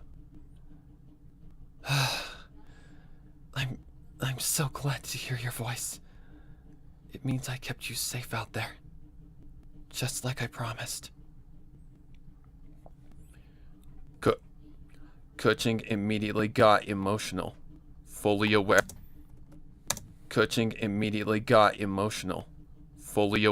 that whatever came next was likely assured death or horrid punishment. I'm so sorry, Ganyu. No, I'm so sorry, Ganyu. Pull that back. No, I'm so sorry, Ganyu. For what? For holding us up back there. If I hadn't, perhaps we could've. Ganyu seized her instantly, not wanting her beloved. Oh, this is so tricky. For holding us up back there. Pull that back. If I hadn't, perhaps we could've. Ganyu seized her instantly, not wanting her beloved to die with regrets. Kuching. I need to clean that up. Right there. Okay, let's save. Because we got a long way to go. Die with regrets. Kuching, it's not your fault. She assured. Your response was natural. Pull that back. She assured. Your response was natural and showed that you truly cared for Yelan. You weren't the one who killed Yelan. The one who held her down and prevented her from escaping did. You have no reason to blame yourself, and only did what you did because you cared. I know. I know. But maybe those extras. Pull that back. I know. But maybe those extra seconds I wasted could have prevented this. Maybe it could have saved all of them. Before Ganyu could respond, a sudden sound of. Hang on. A sudden sound. Oh god. Yep, I got mad. A sudden sound of footsteps that could only. Before Ganyu could respond, a sudden sound of footsteps that could only. No. A sudden sound of footsteps interrupted her. Heavy and malevolent footsteps that could only belong to one. Heavy and malevolent footsteps that could only belong to one person. Ah, you're awake. Ah, you're awake. Ah, you're awake. Spoke the doctor. Taking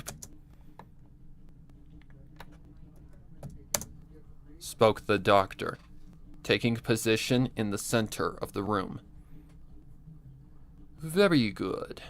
It would be a shame if such a simple explosion killed you after all you've done to get to this point. Neither Ganyu or Kuching humored him, and only gave him cold stares. He only chuckled in response, continuing to speak to his prisoners. No.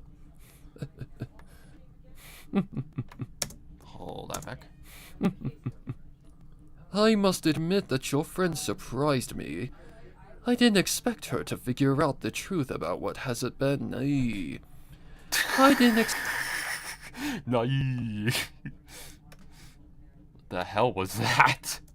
I didn't expect her to figure out the truth about what that your friend surprised me. I didn't expect her to figure out the truth about what has been the Tsaritsa for thousands of years. Unfortunately, such acts against myself come with a great cost. And in the end, it cost you too to fall into my hands. Emotions flared up in the two like a... Emotions flared up in the... Oh, I remember this one. This was a pain in the ass. Emotions flared up in the two like a volcano on the verge of eruption. As much as they wanted to yell and chastise the monster before them, they also didn't want to give him anything at all. Therefore, they just continued to stare daggers at him. Running out to make an errand, I'll be back soon. Alright, see you later. Tsukushima, sorry. Him.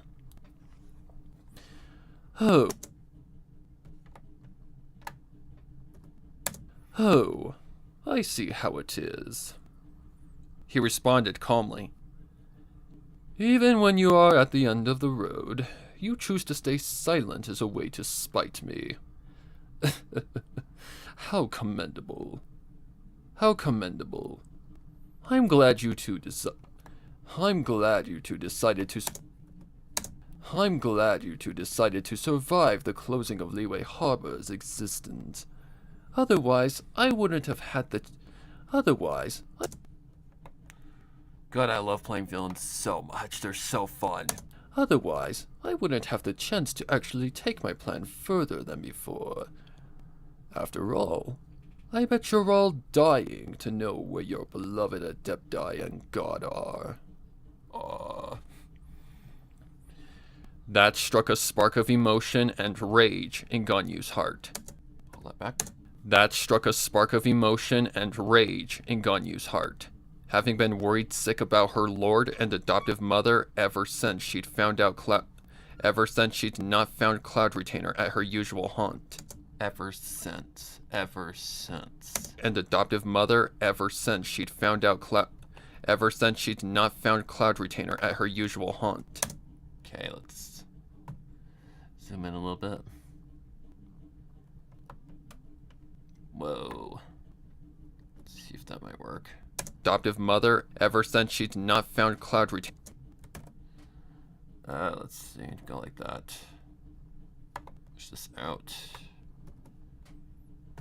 Having been worried sick about her lord and adoptive mother ever since she'd not found cloud retainer at her usual haunt.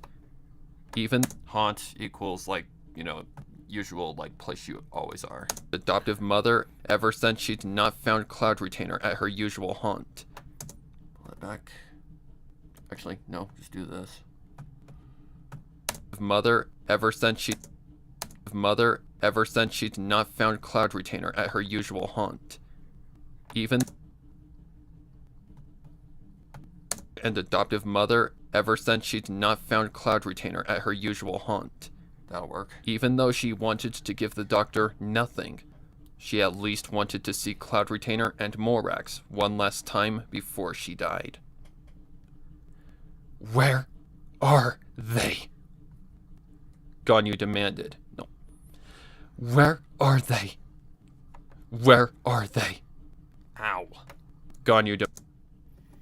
Okay, so let's lower that first part, because that is noisy. -3. Let's see if that might work. Where are they? That'll work. Ganyu demanded. The doctor smiled deviously at his success of getting Ganyu to crack. She speaks. No. She speaks. She speaks.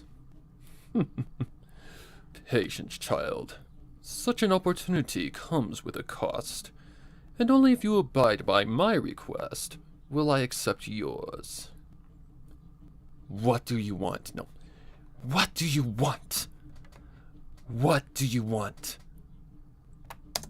She speaks. Patience, child.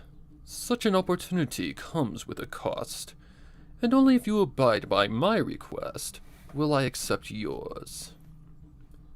What do you want? No. What do you want? I like this one better. What do you want? She spoke with unconditional strife. I simply... No. Hold that back, about right there. I simply want your power, he answered. With your adepto power, I can blow Celestia out of the sky where it's floated safely for too long. If you agree, I will allow you to see your loved ones before you imminently perish. Oh shit. Ganyu! Ganyu, he's lying. Bring that back. Ganyu, he's lying. Kuching objected instantly. He's merely tricking you into doing what he wants. Oh my, such offensive. He's merely tricking you into doing what he wants. Oh my, such offensive accusations. Such offensive accusations. That's very Discord right there. Such offensive accusations. Such offensive accusations. He responded sarcastically. I'm strictly a man of my word and never... I'm strictly a man of my word and never have gone against the conditions of a deal. After all, I could have killed this fine lady that night, but kept my word. Kuching gritted her teeth. She couldn't retort to that, seeing he had indeed kept his word to Ganyu that night. However, that raised a question in her mind, seeing if the doctor's end goal was complete annihilation of Tevad, why would he risk letting Ganyu survive? Was he a fool, or had he somehow foreseen this outcome? Well, seeing I've silenced your partner, will you accept my offer? or not? He pushed. Hang on 1 second. Hang on 1 second. Pull that back.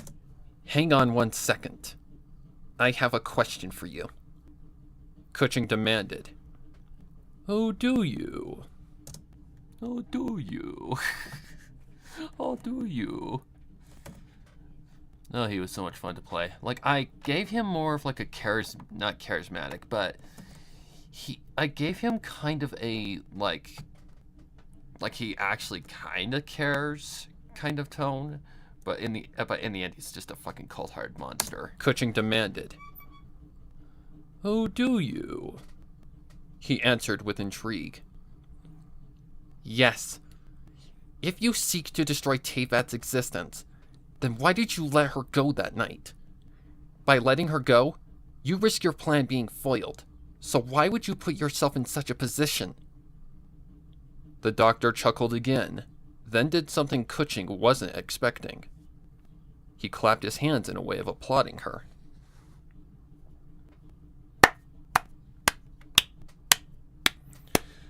Nothing escapes. Okay, gotta get rid of that first. Alright, let's lower those, because those did hurt my ears just a teensy little bit. Or... Ow. Let's lower those again. -3.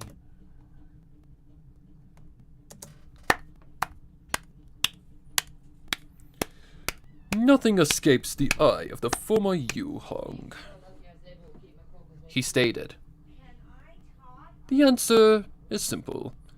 I knew we'd eventually meet and have this conversation.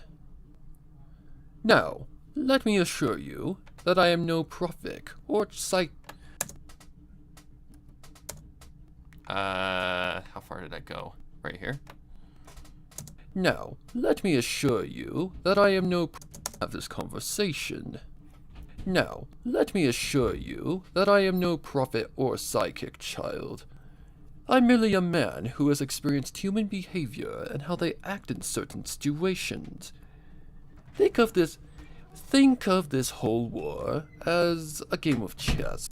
Situations. Think of this whole war as a game. Think of this whole war as a game of chess, and the destruction of Liyue Harbor as a checkmate. In the case of someone losing something precious, the first primal response is justice in the form of retaliation, or in a game of chess, a rematch. Chess is a game of strategy and mind play. Therefore, all I had to do was play my side of the board wisely by antagonizing my opponent to my side.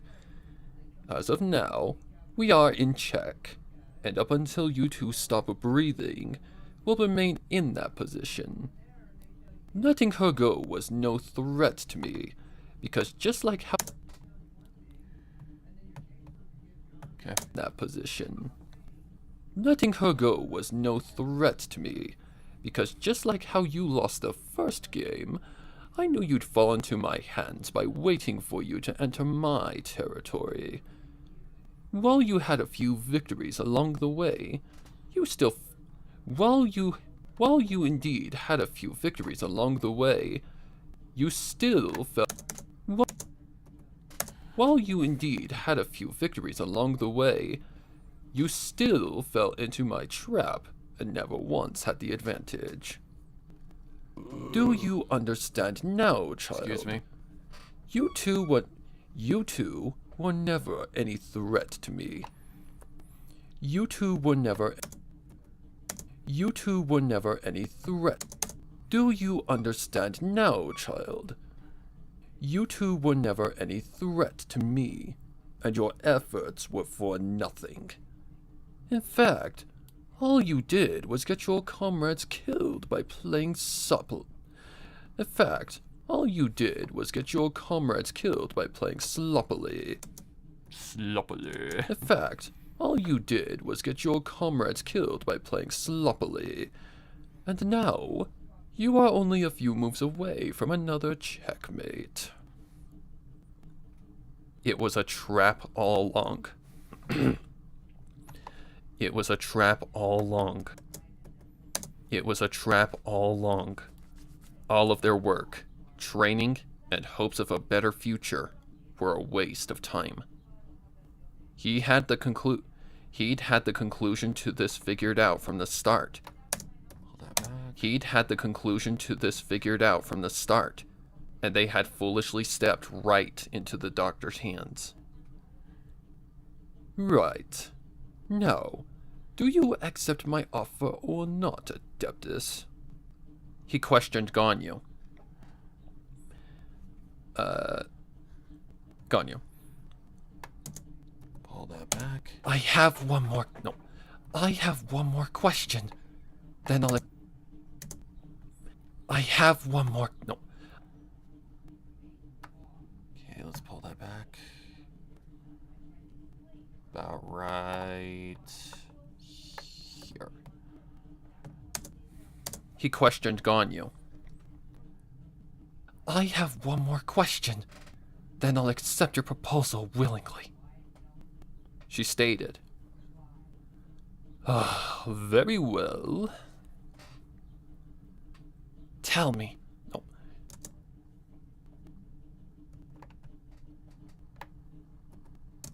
Tell me. What happened to the real Saritsa? Tell me. What happened to the real Saritsa? There we go. Tell me. What happened to the real Saritsa? Why can I not Ganyu today? Tell me. No.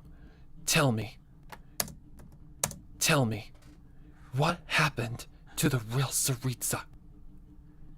She demanded indignantly. Oh god, I pulled a freaking lost narrator, didn't I? Alright, Azzy, have a good day. She demanded indignantly.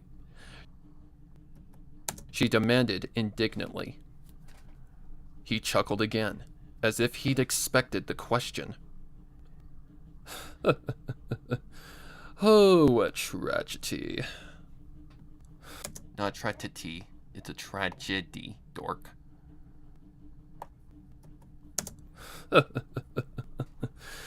Oh, what a tragedy. I would have thought that...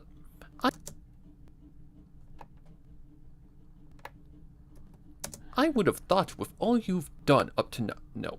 I would have thought with all you'd done up to now, you would have discovered the answer to that question. What a tragedy. I would have thought with all you'd done up to now, you would have discovered the answer to that question. However, even my mind has its limits, so I'll tell you what the sliver of Her Majesty couldn't. The truth is that she was the very first android I ever devised. The truth is that she was the very first android I ever devised. The truth is that she was the very first android I ever devised, but only after her physical form was rid of its soul. Ganyu gasped in horror, not sure if she wanted to know the real truth any further than beyond what she'd been told. The real Saritsa was a being that was born from one of the Celestials. Much like how Lesser Lord Kusanali came into being, she descended from the heavens in the form of a snowflake. Over the course of 100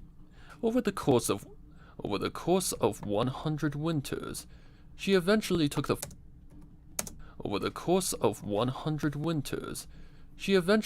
form of a human and was found by a fisherman. However, that man knew she wasn't normal just by the fact that she hadn't been affected by the cold conditions of Snezhnaya's highest peaks. It had been as if she was one with the snow and ice. Out of kindness, the man adopted her and took her back to Snezhnaya, which at the time had no Archon. Out of kindness, the man adopted her, one with the snow and ice. Out of kindness, the man adopted her and took her back to Snezhnaya, which at the time had no Archon. He raised her up until she became a teenager, and was found to be the Cryo-Archon due to her bearing the mark of the celestial gods. It didn't show until she was of proper age to take the throne, hence why it was so delayed. Unlike most children when they are young, she willingly accepted her position and was set to be inaugurated on a specific date. She'd always known she was abnormal, so having an identity made her feel like she belonged in this world. Now comes the part where I first became a factor in her life. At the time, I had served merely as a retainer, but managed to earn her trust in no time due to her naivety as a child. I knew that an Archon would eventually take the throne, so I had worked my way up the ladder to get as close to the god or goddess as possible. Being a scholar of the academia comes with its perks, and I used one of those perks to get into Snezhnaya's academy, where I secretly began to devise how to engage the elemental And I used those perks to get into Snezhnaya's academy,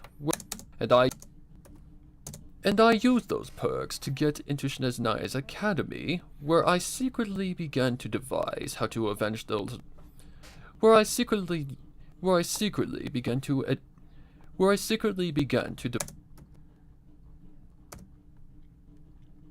those perks to get into Snezhnaya's academy, where I secretly began to devise how to avenge the elemental dragons that had been victimized by the Celestials.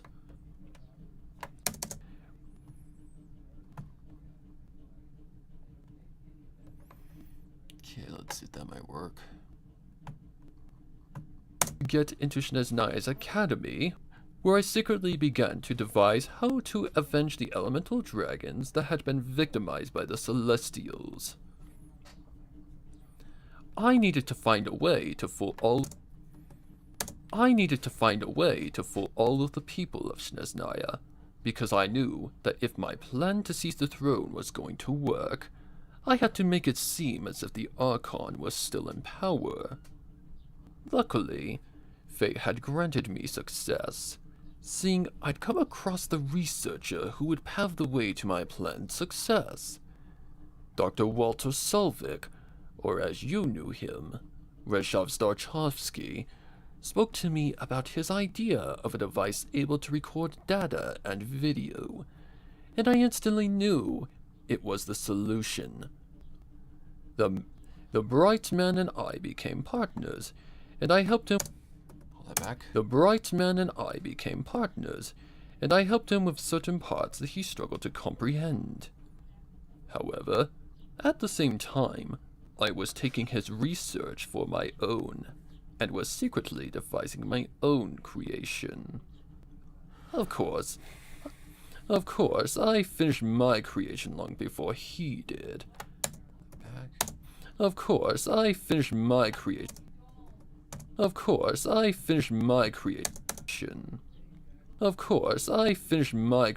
long before he did. A mimic of the Cryo Goddess that even stunned me. As real as it was, though, it lacked one thing in particular, and that was her voice and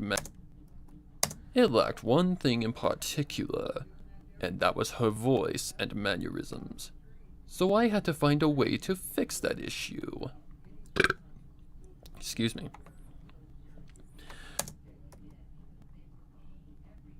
No.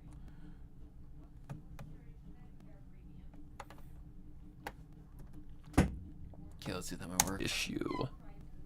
Once again, as if fate were shining down on me with its grace, I found the perfect solution.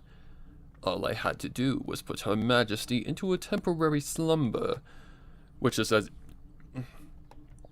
which was as easy as taking candy from a baby. Hold that back. Which was as easy as taking candy from a baby. I just slipped some natural sleeping remedies into her afternoon tea, laid her down in her bed, and used a method known as mind synchronization to enter her psyche. From there, Shut that up. afternoon tea, laid her down in her bed, and used a method known as mind synchronization to enter her psyche. From there, I disconnected her soul from her body, absorbed all of its power, and took it back to reality. This act essentially made her body nothing but an empty shell, alive but non-existent of sentience.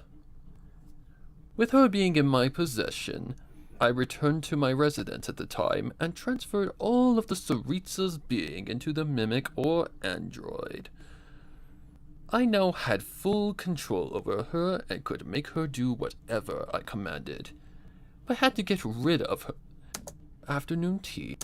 No, you ignorant bastard. But. I had to get rid of her. But had to get rid of her physical. But had to get rid of her physical. I now had full control over her and could make her do whatever I commanded, but had to get rid of her physical self somehow. I first tried to use her skin as the android's own, but she healed too fast for me to do the task effectively. Therefore, I had to find another.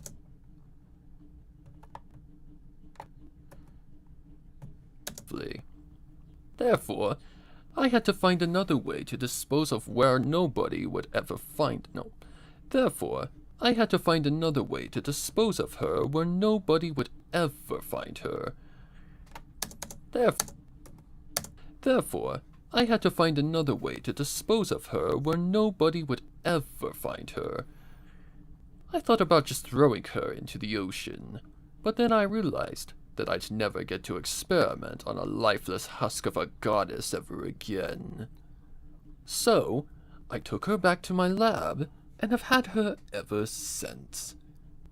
To this day, the body remains the same, just without a soul to make it sentient.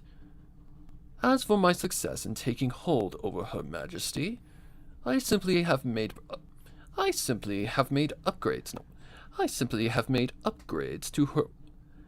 I simply have made upgrades to the model over the years to make her appear older, and nobody has suspected anything. You can blame the incompetence of human distinction for why I've managed to do this for millennia, but it doesn't matter anymore. What does matter is that I have answered your question, and that means you will now be ridden of your adeptal strength once and for all. Ganyu and Kuching were Right there. Ganyu and Kuching were horrified. Not only had they been fooled once, but twice, for the entirety of their lives. Never had they expected the Tsaritsa to be an android as well, but if the real version of herself had been trapped in the mechanical one, that meant, when it was destroyed, it took the only remnant of the true Tsaritsa with her. They hadn't saved her, and Ganyu hung her head upon connecting the dots. She'd failed, and was as quiet as a mouse.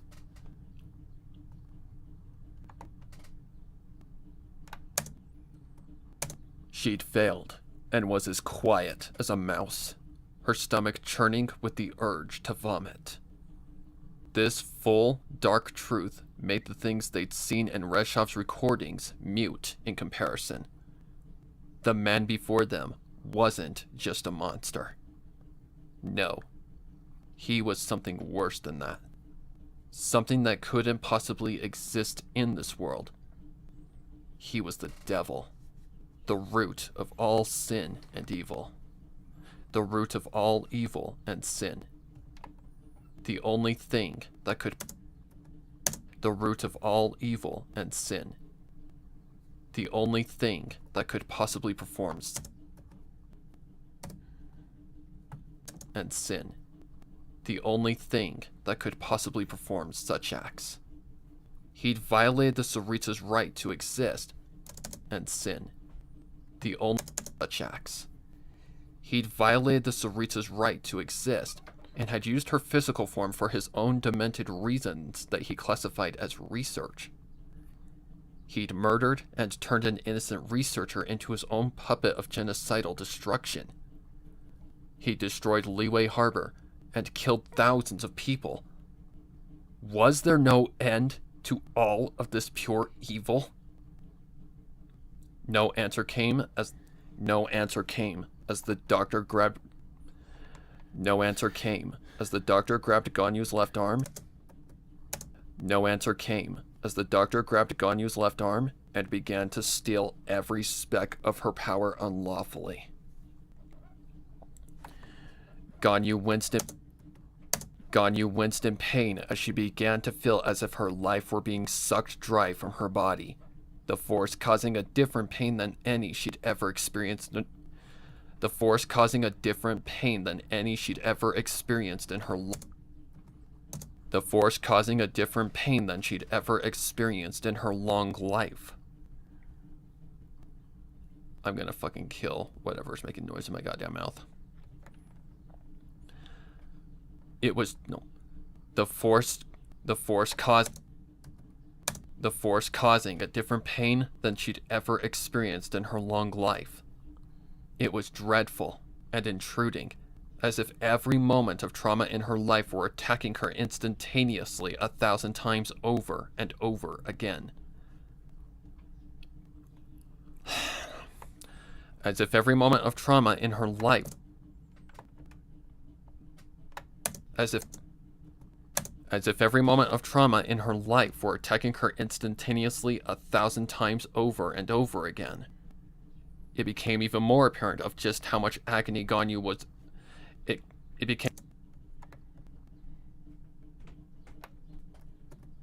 became even more apparent of just how much agony Ganyu was experiencing as her hair began to turn snow white and her skin began to wrinkle as if she were an older lady.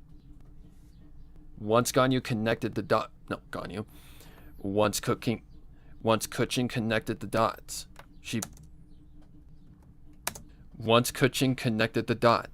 she began to shout for him to stop. Part of Ganyu's power came from her immortality, meaning if he absorbed all of her power, he'd kill her. Okay. Stop! No. Stop! You're killing her! Stop! No. Stop! You're killing her! Stop! You're killing her! Stop! You're killing her! I think that'll work. Just...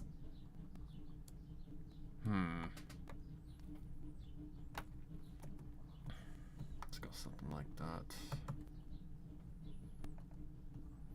Stop! You're killing her! Stop! You're killing her! Okay, shut that up. Bring this out just a little bit more. Right there. Okay, let's lower that a little bit. Amplify -3. Let's see if that might work. Stop! You're killing her!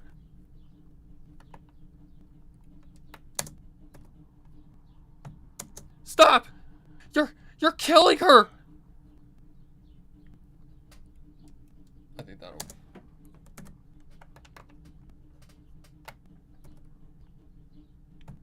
Stop! You're killing her!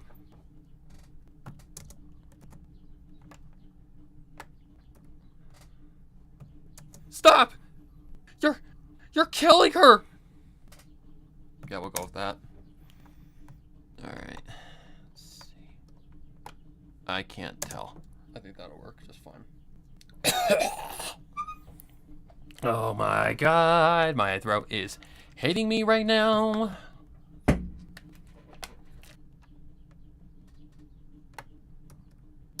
Kuching pleaded while fighting her restraints. The devil before her.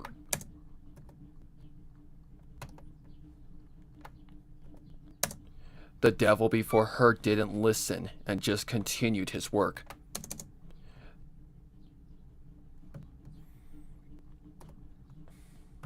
Restraints. The devil before her didn't listen and just continued his work, showing no sign of sparing her life. Kuching fought with all of her strength to escape and save Ganyu, but she couldn't move nor do anything to stop the doctor. Ganyu knew the conclusion of this. But she couldn't move nor do anything to stop the doctor. Ganyu knew the conclusion of this. So before the inevitable could occur, she turned to Kuching with a weak smile. She turned to Kuching with a weak smile and said all she could in her weakened state as a goodbye. Kuching met her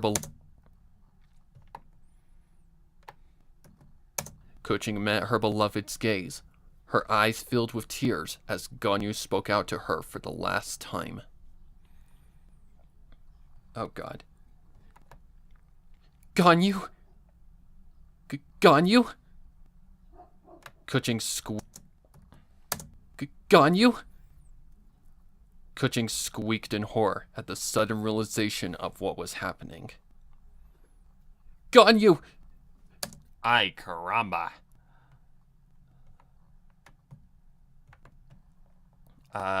Did I turn that down? I think I did. Ganyu! No! Please! Ganyu! Ganyu! No! Please! Ow. Please! Oh, shit. Ganyu! No! Please! Ganyu! Ganyu! No! Please! Please! Ganyu! No! Please! Okay, I kind of like these better. So let's grab those. We'll see. But I like this Ganyu better.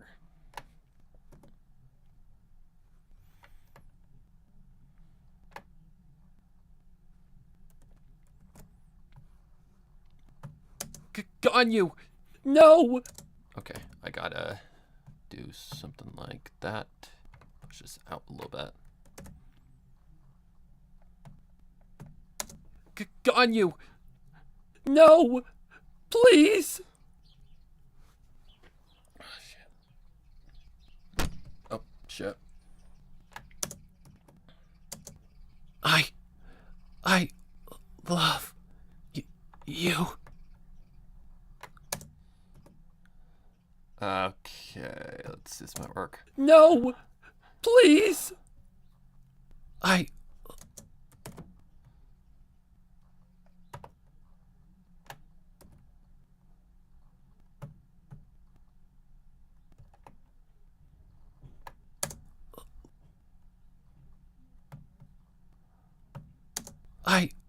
love you.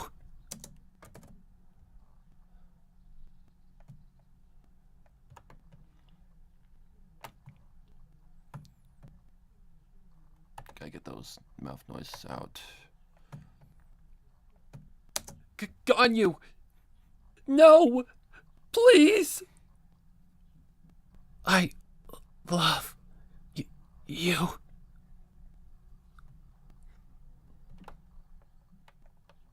Oh, shit. I retook it? Oh god, what is this?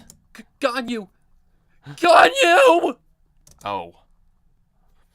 Was there anything at all? I don't think so.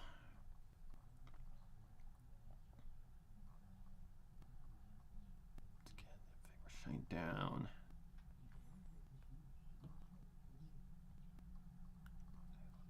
Okay, yeah. Got you!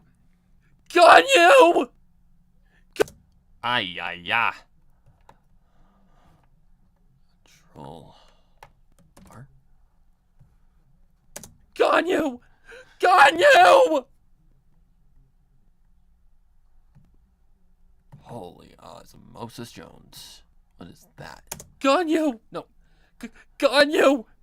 Got you! Did I retake any more? Let's see. Got you! Got you! Got you! Got you! No. Got you! Got you! I kind of like this one better. Got you! Yeah, that's more severe. Okay, so, let's see. Got you! Yeah, I like that better. Got you! Yeah, I like that better. Alright, so let's just cut all that out. Got you! Yep, right there. What is that? Oh, I know what that is. I know what that is. Alright, let's bring this spot right here. Okay, now I need to adjust the volume. Control R. Got you! Got you! I love you. Got you! Got you! Okay, pull that back a little bit more. About right there, I'd say. Christ almighty, my fucking throat is killing me. Pull it back. Okay, I'm going to leave some space there because I don't know what kind of effects I'm going to put on that. At the close of her farewell, Ganyu's body disintegrated into nothing but dust. Her clothes being the only remnant of what once was a beautiful and brave woman that loved. Her clothes being the only remnant of what once was a beautiful and brave woman. Ganyu's body disintegrated into nothing but dust. Her clothes being the only remnant of what once was a beautiful and brave woman that loved all she cared for. Ganyu, a veteran of the Archon War and lover of her beloved Kuching, was gone. Was gone. Okay. Was gone. Pull that back. Kuching burst into tears, eyeing the doctor with daggers of hatred and murderous intent as he finished up his demonic work. Was gone. Kuching burst into tears. Pull that back. Was gone. Kuching burst into tears, eyeing the doctor with daggers. Was gone. Kuching burst into tears, eyeing the doctor with daggers of hatred and murderous intent as he finished up his demonic work. Oh, another shout. You son of a bitch! No. Let's be more stronger than that. You son of a bitch! You said you would let her see her family again! How could you rob her of that? I think it needs to be a little bit more emotional. You son of a bitch! You son of a bitch! You said you'd let her see her family again! How could you rob her of that? Alright, let's see. You son of a bitch!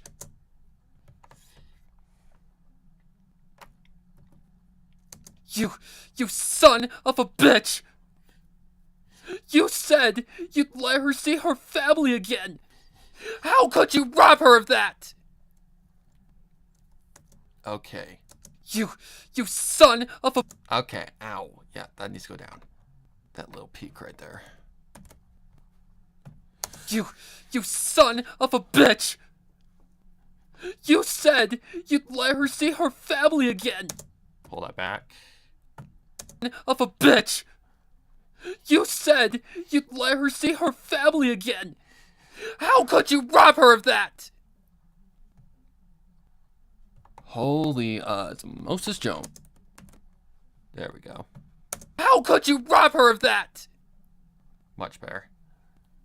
Holy, it's Moses Jones. I simply underestimated how far the...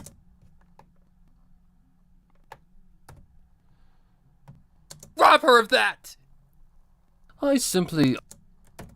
about right. There. I simply underestimated how far the roots of her power went. He replied casually. I truly am sorry for your loss. I truly am sorry for your loss. But do not worry about your separation for too long. Soon, you'll be free as well. Away from this blood-stained world. Away from this blood-stained world. Her heart was broken, and she felt sick to her stomach. It seemed impossible for Ganyu to be gone, but she was, and Ganyu couldn't bring herself to accept it. She felt more defeated than the night this all started, because... God damn it, I did it again. She felt more defeated than the night this all...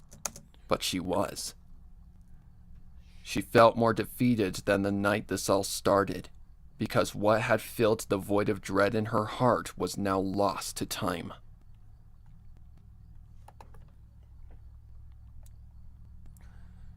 Could you go fuck yourself, you stupid bass trap? Go fuck yourself. Thank you. She was...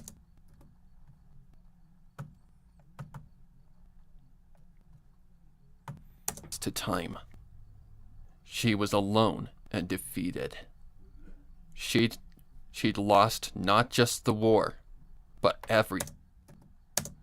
She'd lost not just the war, but everything that was precious to her.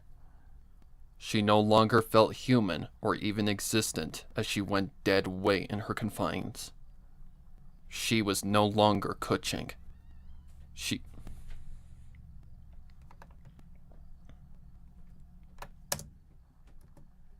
She was no longer Kuching. She was no longer Kuching. She was no longer Kuching. She was an empty shell lost in a cruel world. She hung her head in defeat. Pause. Okay.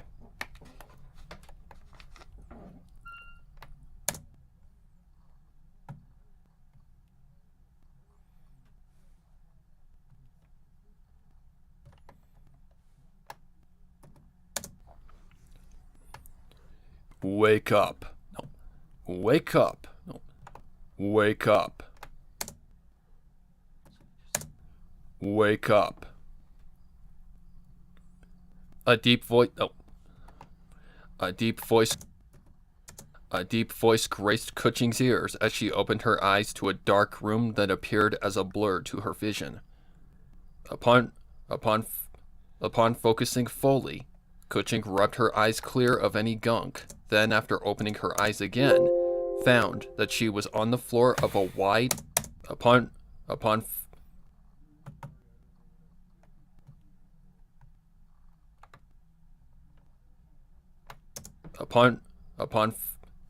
focusing fully, Kuching rubbed her eyes clear of any gunk, then after opening her eyes again, found that she was on the Focusing fully, Kuching rubbed her eyes clear of any gunk, then after opening her eyes again, found that she was on the floor of a wide and dimly lit room. At first, she was terrified, having never seen a room like this in her entire life. At first, she was terrified, having never seen a room like this in her entire life. However, once she saw what was just yards from her, she nearly peed her pants in fear. A giant Qilin the size of a skyscraper stood high and mighty above her, still and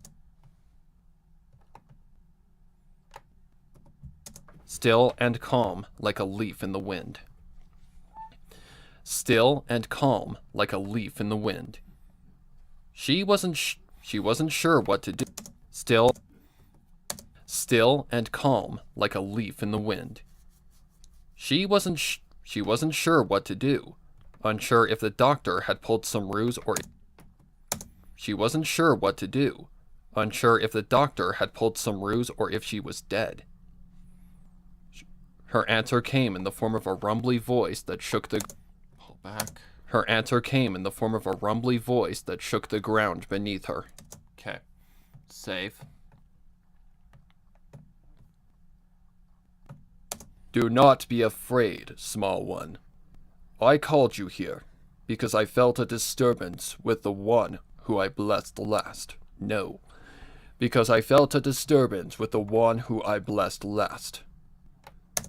Because I felt a disturbance with the one who I blessed last. As if a bullet had struck her body. As if a bullet had struck her body. No, as if a bullet had struck her body. As if a bullet had struck her body. An agonizing pain and realization struck her. An agonizing pain and realization struck her body. An agonizing pain and Nope, too fast.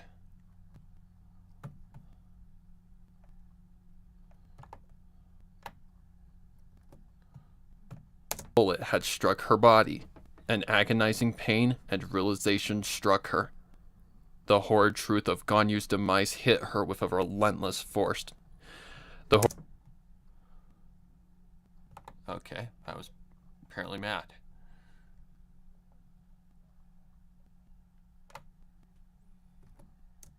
The horrid truth of Ganyu's demise hit her with a relentless force, and in a sudden flash of memories, everything came back to her. And in a sudden flash of memories, everything came back to her. The Qilin caught her sudden onslaught of pain and addressed it with words that tore Kuching's heart apart. Of pain, and addressed it with words that tore Kuching's heart apart. So, it is as thyself feared. The beast spoke with sorrow. I am dearly sorry, child. I am dearly sorry, child. I am dearly sorry, child. I am dearly sorry, child. I am dearly sorry.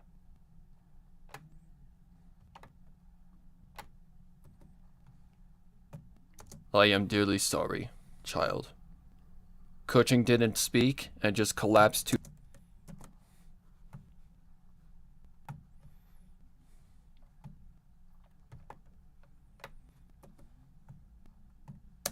child. Kuching didn't speak and just collapsed to her knees in Kuching didn't speak and just collapsed to her knees in tears. Kuching didn't speak and just collapsed to her knees in tears, turning away from her company to just cuddle herself in a fetal position. There's no need to be. There's no need to be. There's no need to be. She responded, we never stood a chance in this world. One doesn't believe that's true, nor is it too late to save the world. Kuching didn't even budge. Her only wish... Kuching didn't even budge, her only wish being for death to greet and free her. Her only wish being for death to greet and free her. What's the point? Without Ganyu, there's no point. What's the point? Without Ganyu, there's no point in living anymore. It's best to just go to sleep and never wake up again. At least that way, I don't have to fear losing anyone or be in any pain. One understands you are in much pain, but there's still hope.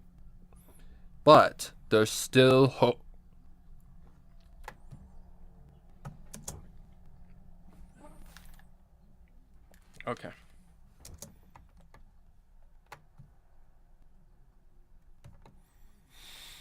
The first take should be fine. Okay, this is gonna be like an interrupt line, but I'll do that later. Shut up. No! You don't! No!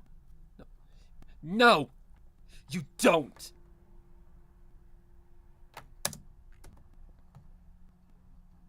These can go up a little bit.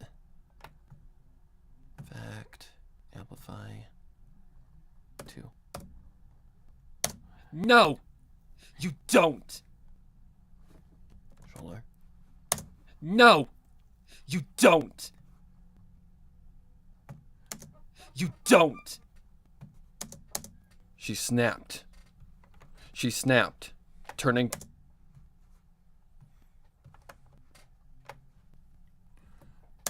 She snapped, turning back to face her No. She snapped, turning back to face her company. She snapped, turning back to face her company. She snapped, turning back to face...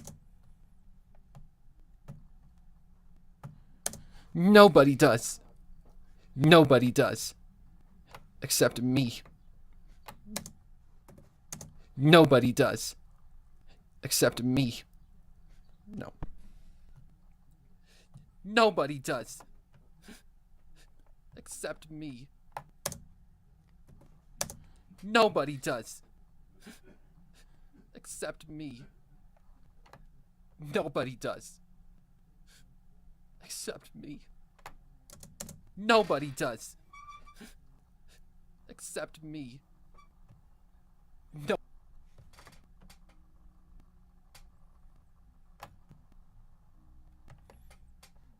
I like that better. Nobody does. Except me. Control R. Nobody does. Except me. She snapped, turning back to face her company. Nobody does. Except me.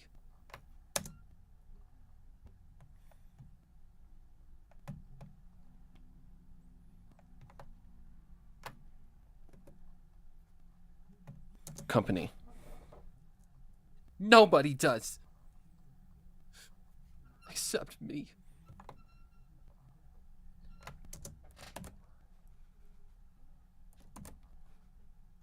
Nobody does.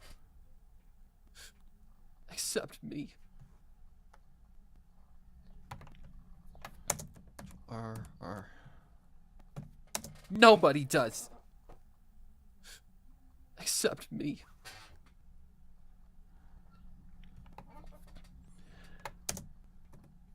Her emotions were raw and painful. I lost my place. Her emotions were raw and Her emotions were raw and painful, and it was clear that they were coming from a place that she'd held hidden for a long time. And it was clear that they were coming from a place that she'd held hidden for a long time. I lost my home and friends that I'd known for half my life, but nearly losing my life in the process. While nearly losing all while nearly losing my life in the process. Oh my God. While nearly losing my life in the process. All because of some whack job who was the devil in disguise. I finally had started to heal with Ganyu as my guide. I began to adjust and feel happiness again. Up until the devil took it all away again. Up until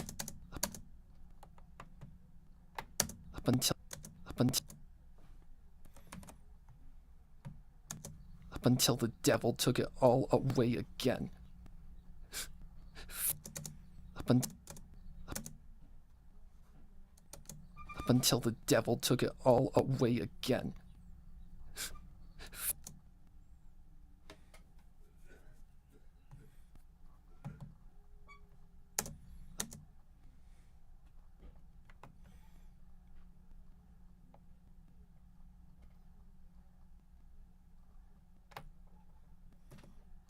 Till the devil took it all away. Happiness again. Till the devil took it all away again.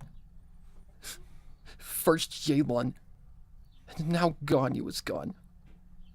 I can't do this anymore. I can't take the pain.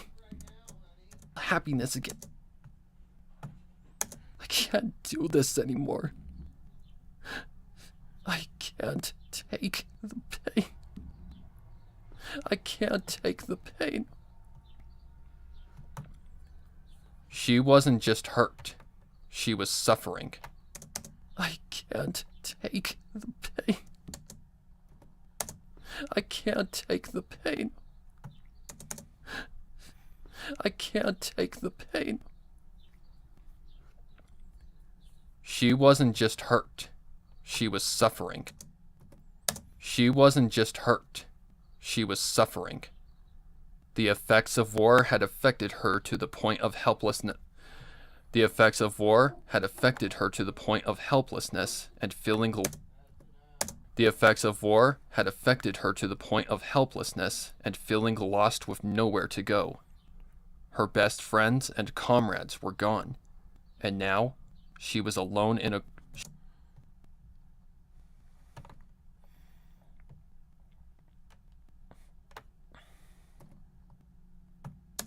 And now she was alone in a cruel world.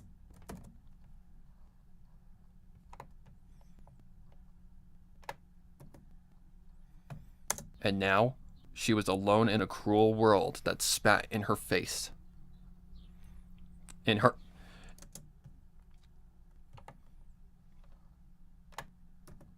her mind, the doctor had already achieved a checkmate against her. Then, something impossible broke her out of her Then something impossible broke her out of her shell. Then something impossible broke her out of her shell. Ningguang. Now, that's not the Yu Hung I remember. Now, that's not the Yu Hung I remember. The voice was one that was impossible to exist, but she was absolutely sure it was real. She opened her eyes to the sight of her once boss, standing with her arms folded. What? What? She mumbled in surprise. Where's...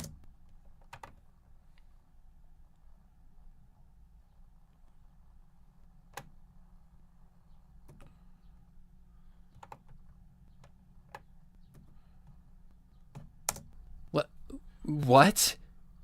She mumbled in surprise.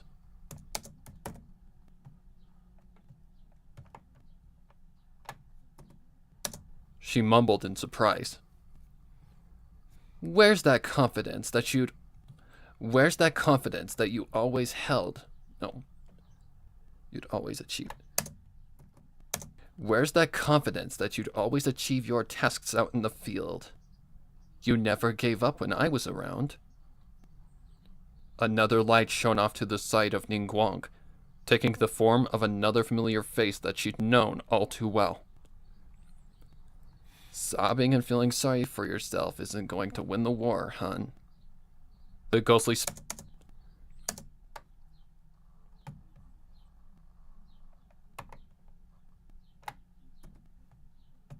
known all too well. Sobbing and feeling sorry for yourself isn't going to win the war, hun. The ghostly specter of Yelon spoke, causing a soft smile to creep onto Kuching's face. Come on, you've trained your ass off for this moment, so show that monster who's boss. Another flash of light. Another flash of light. Nope, too close. Way too close. Another flash of light. This time, the mischievous funeral... God damn it. Another flash of light. This time, the mischievous funeral parlor director, Hu Tao. You've got...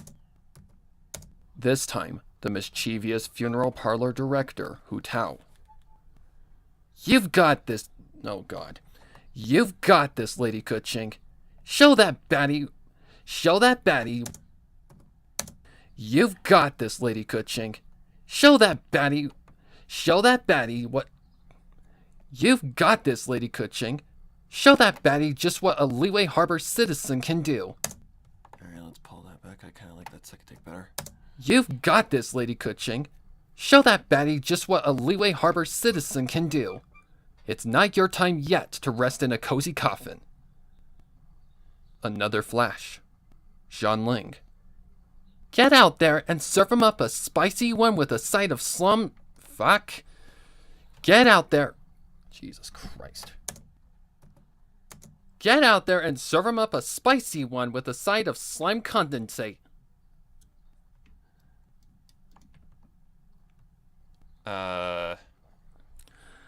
Another. Chi-Chi. Another. Nope. Too close. Should I just a little bit more like that? Another. Chi-Chi. Go. Lady Kuching. Beat butt. Then a sudden culmination of lights began to engulf the room as if it were... As if... Then a sudden culmination... Then a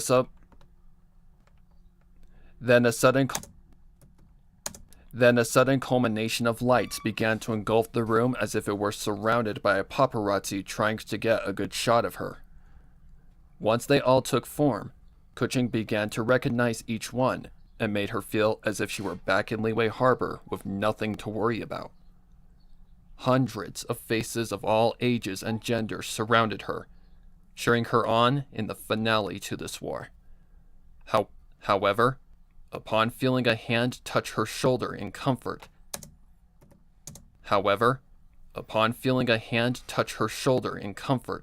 she jumped. No.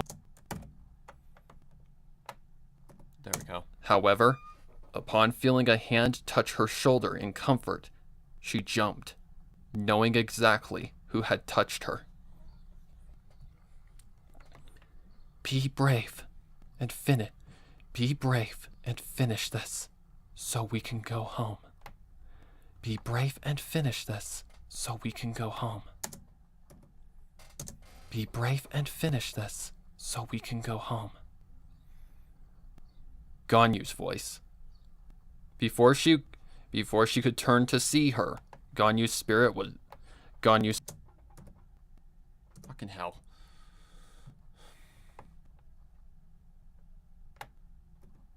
Ganyu's spirit was gone, along with others. Before she could turn to see her, Ganyu's spirit was gone, along with others. Ganyu's spirit was gone, along with the others. However, one specific thing about her... Ganyu's spirit was gone, along with the others. However, one specific thing about her comment caught her off guard. What did she mean by, so we can go home? That wasn't important right now. What was important was that she had found the strength she'd needed to get back up and fight. What was important What was important was that she had found the strength she'd needed to get back up and fight. The entire population of Leeway Harbor was behind her and depending on her. The entire population of Leeway Harbor was behind and depending on her, so she couldn't fail now. The entire population of Leeway Harbor was behind and depending on her, so she couldn't fail now. She got to her feet with confidence and She got to her feet with confidence and simply stated what she needed in order to avenge Leeway Harbor and her beloved. Fuck off! She got to her feet with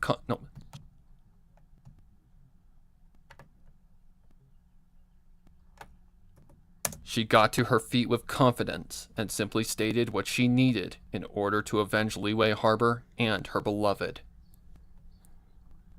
What do I need to do to save the world? No. What do I need to do to save the world? Shut that up. Push this out a little bit. What do I need to do to save the world?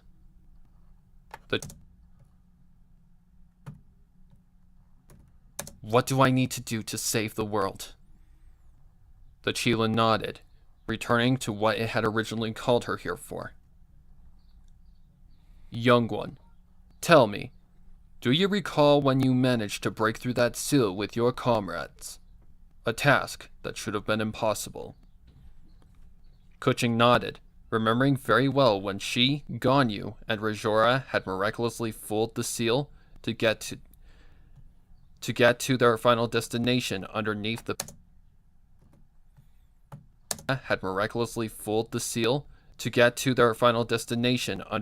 peaks of Serenity.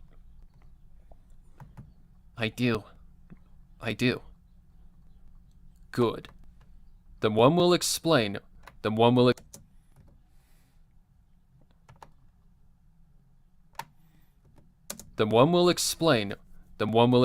how what you did was possible. You see, I do. Then one will explain how what you did was possible. You see, Chilin like Ganyu in terms of power are very special and unique, especially when it comes to love. Ganyu's contained much more power. Ganyu's contained much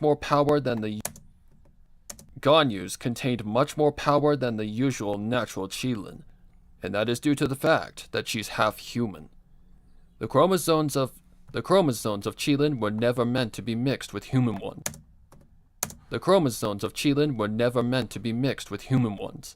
So when Ganyu was conceived, something abnormal happened that gave her more power than a regular Chilin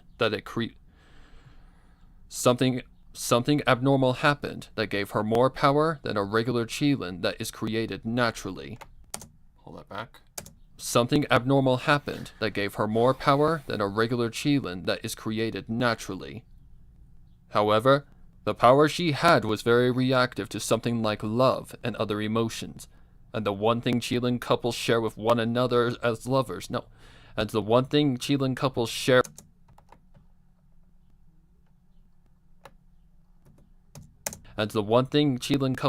with one another as lovers is power.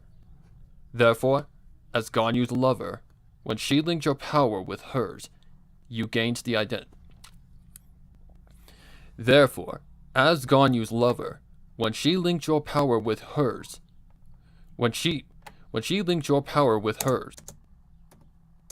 Therefore, as Ganyu's lover, when she linked your power with hers,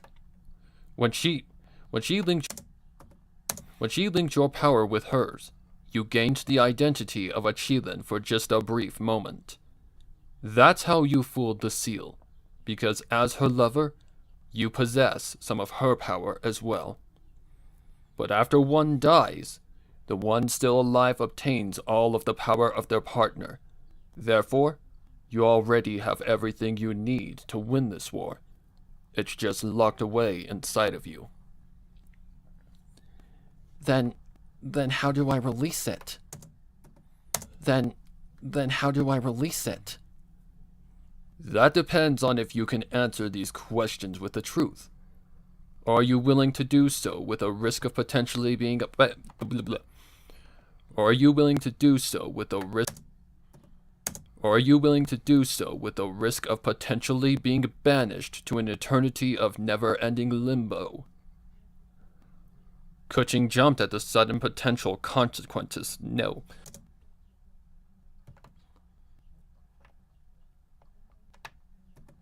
Kuching jumped at the sudden potential consequences, but knew she had no reason to lie about anything to this creature.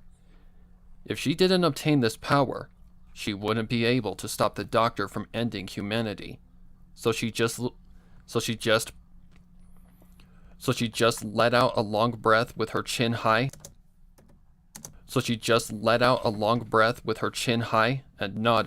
And nodded her head. The creature nodded its own to seal the agreement. Breath with her chin high and nodded her head. The creature nodded its own to seal the agreement. Then, just as it had done hundreds of times before, proceeded with asking the questions that determined Kuching's success or failure. Do you know who you truly are and your purpose in walking the pathway of destiny and fate? Kuching winced at the questions, having not expected them to be so philosophical in nature. They were questions that were only asked at certain times, and the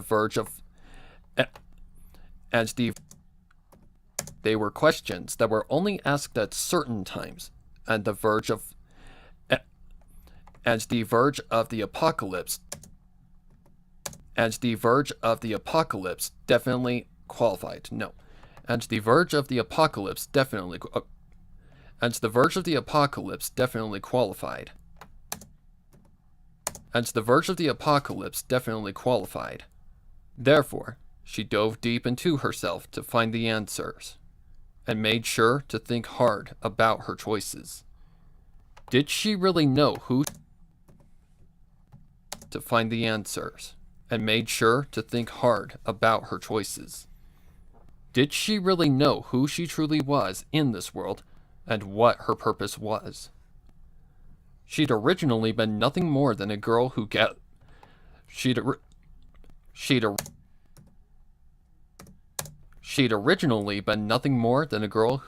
milk from cows and gathered eggs from chickens each morning, dressed in nothing but overalls that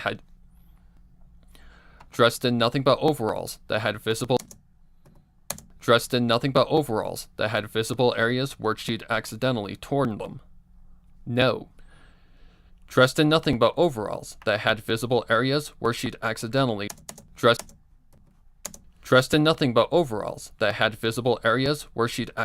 torn them. She'd lived on a small farm in between Mondstadt and Leeway, having barely enough more to buy even the cheapest of things. However, managing her limited mora had been one of the stepping stones to her position as Yuhong and working under Ningguang. It had taught her that by saving and only spending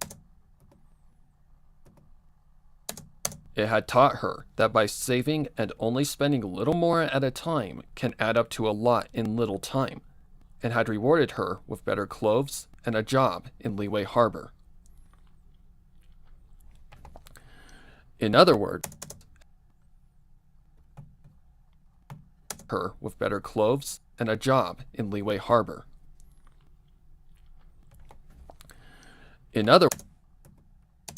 words, by not being greedy, she gained a lot of success. However, getting to the heights of Ningguang's best had been a whole other challenge on its own. It had taken her separating herself from her old lifestyle as a farm. God fucking damn you!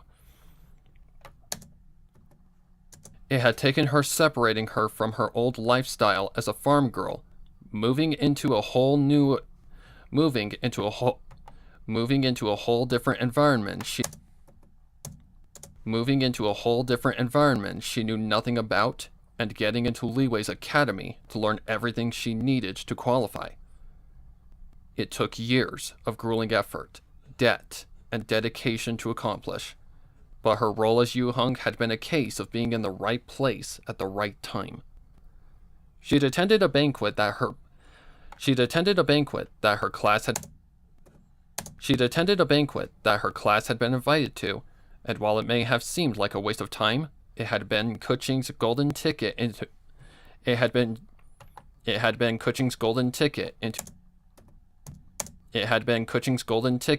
Ningguang's ranks. She had walked over to get a drink and had been met with an unexpected guest.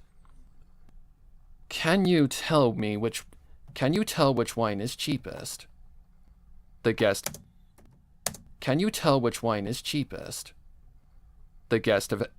had asked. Huh? The guest had asked. Huh?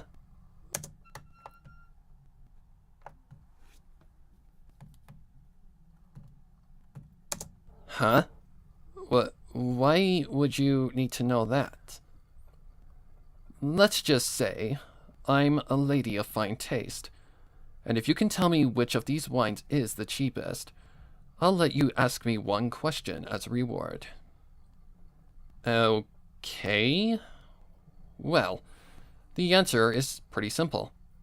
It's the one farthest left.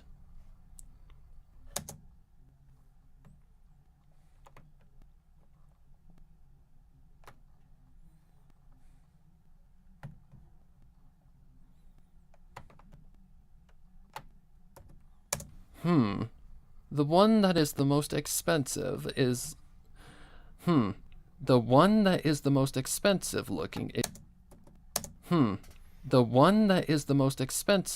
is your guess?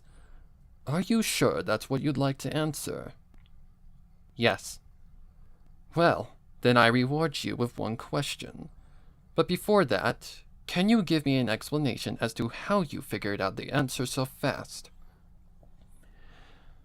Because the wine bottle furthest... Excuse me. Because the wine bottle farthest left... No. Because the wine bottle farthest left isn't made out of real glass, but a common material used to cut corners that mimics glass. Due to it not being made out of real glass, that affects the aging and taste, which is the key factor to a wine's value. It seems I've chosen right. You may ask your question, but I'd suggest looking at me first and thinking it over. Then she had turned and was met with the face of the wealthiest lady in Liwei, having nearly dropped her freshly poured drink at the sight. Lady Ningguang? Please, forgive my rudeness in your company. Rudeness?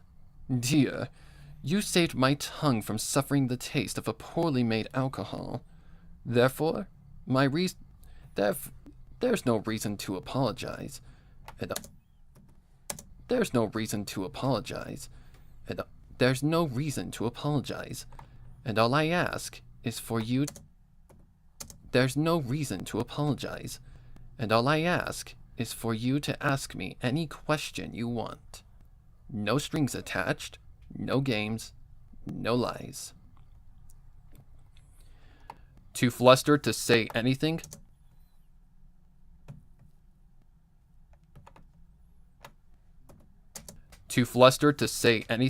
She had just nodded and went into deep thought on what to ask. When she had eventually come to her choice, she'd spoken the words that would make her... Pull it back. When she had eventually come to her choice, she'd spoken the words that would make her who she was now. Yeah. May I share a drink with you over a chat?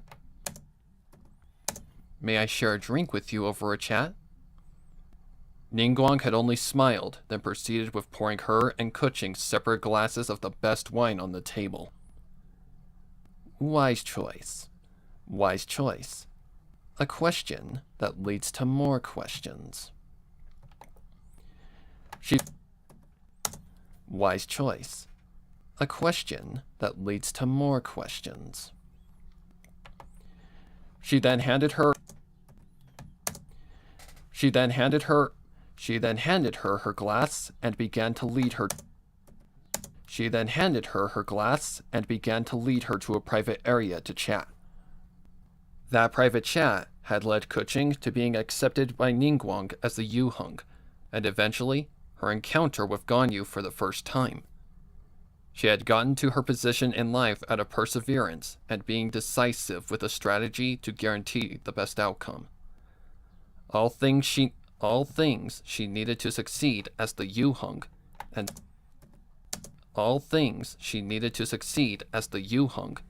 ultimately as a person. Never had she done anything manipulative or illegal to get to her position in life, and by doing what she did, and by doing what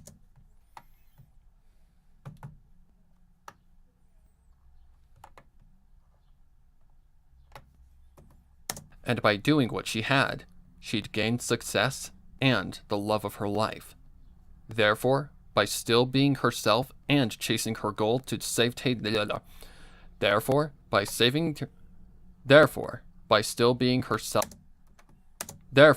by still being herself and chasing her goal to save Tevat alongside Ganyu, she could answer confidently. Yes. While my life started out not so fortunate or rich as it is now,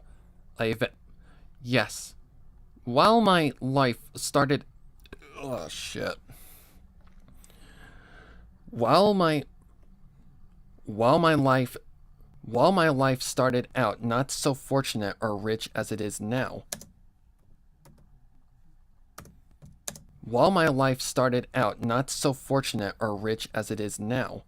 I eventually built my way to where I am now by being myself. I found success, happiness, and the one I was destined to be with through my choices and decisions. And that's the role I'm meant to play.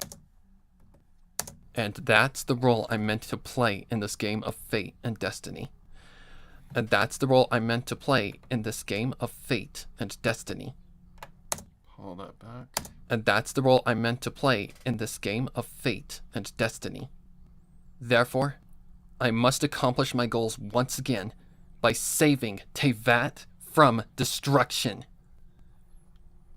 Her voice echoed mightily as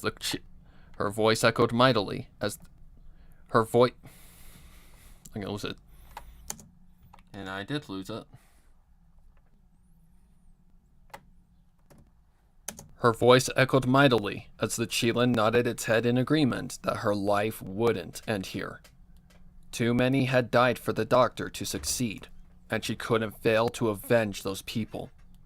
Her mission would be accomplished, and nothing was going to stop her. You have done well, child.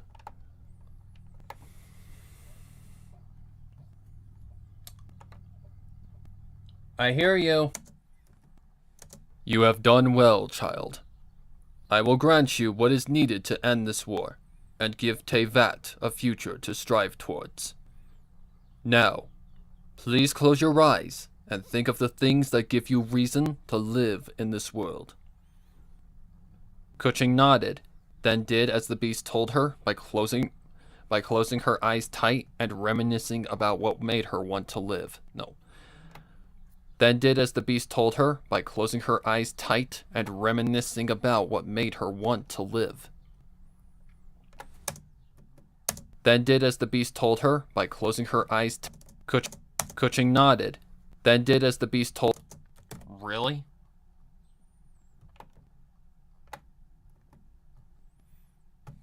Kuching nodded. then did as the beast told her by closing her eyes tight and reminiscing about what made her want to live. She thought of all of her challenges in her She thought of all of her challenges in her climb. No. She thought of all of her challenges in her She thought of all of her challenges in her climb to her role as Yu-Hung. All of the friends and acquaintances she'd made in her years of life in Liyue Harbor. The day she met Ningguang at the banquet. The day she fell in love with Ganyu. All of the moments she had all of the moments she had all of the moments she had shared with her beloved up to now. All of the moments she had shared with her beloved up to now. When she wanted to kill Yelan for teasing her and Ganyu. All of the moments that made her laugh, cry, blush, and just enjoy life altogether. And just enjoy life altogether. Moments she'd hold dear to her heart. Moments she'd hold dear to her heart for the rest of her life. A sudden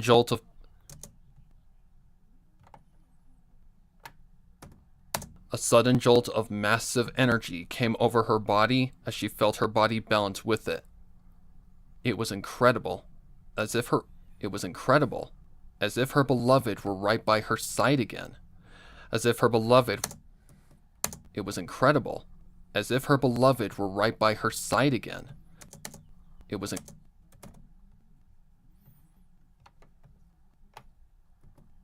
It was incredible, as if her beloved were right by her side again.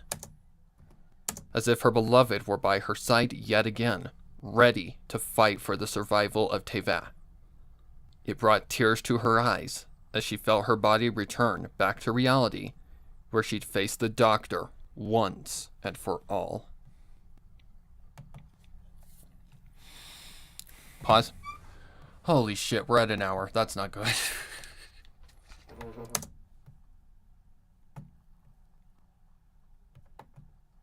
Hold that back. Upon opening... No. Hang on. File. Save. Upon opening... No. Upon opening her eyes. Upon opening her eyes. Ganyu... No, not Ganyu. Upon opening her eyes. Kuching Upon opening her eyes, Kuching immediately felt like a whole new person. The mana surging through Kuching immediately felt like a whole new person. Upon opening her eyes, Kuching immediately felt like a whole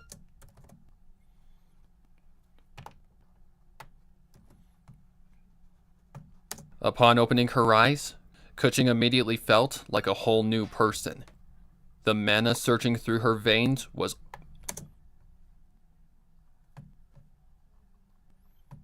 Upon opening her eyes, Kuching immediately felt like a whole new person. The mana surging through her veins was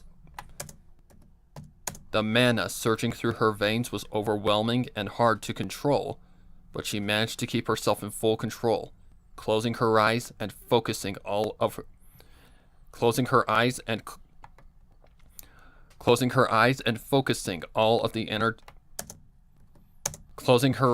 focusing all of the energy into a balanced state. The doctor was still standing there as if it hadn't even been a second between when she'd been called away by the Qilin god, to which she saw as the perfect opportunity to get her much-needed revenge. Using her new power, she pushed against the restraints holding her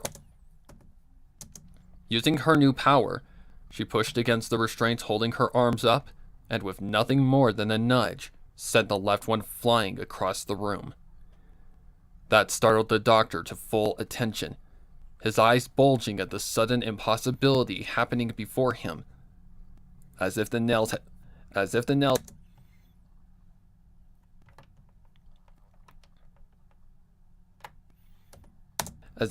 that held the restraints tight were as if the nails that had held As if the nails that had held the restraints tight were made of nothing but jello, his prisoner was breaking free with ease. That's impossible. That's impossible, he stated, trying to remain unfazed, but it was clear that he hadn't calculated this outcome into his demented game of chess. He stated, trying... That's impossible. He stated, trying to remain unfazed, but it was clear.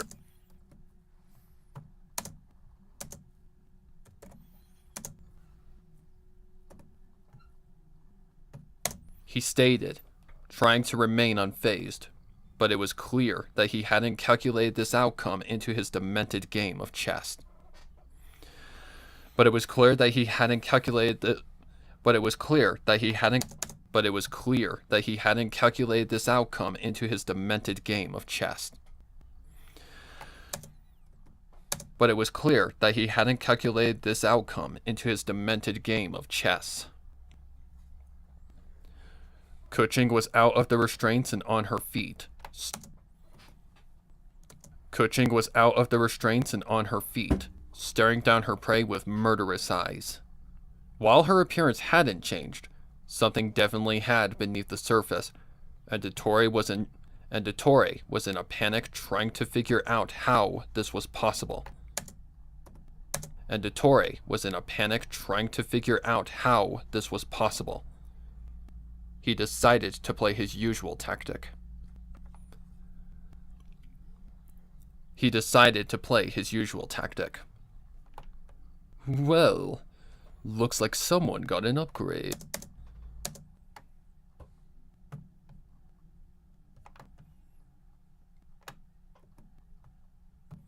Out how this was possible. He decided to play his usual tactic. Well, looks like someone got an upgrade. He attempted to imitate. He attempted to intimidate. No matter. He attempted to intimidate. He attempted to intimidate. No matter. My calculations have never been... No matter. My calculations have never been wrong. This is merely an unexpected conclusion I did not foresee. Kuching didn't budge, just staring him down and awaiting the right moment to pounce. Just staring him down and awaiting the right moment to pounce. No. The silent... Ah, fuck.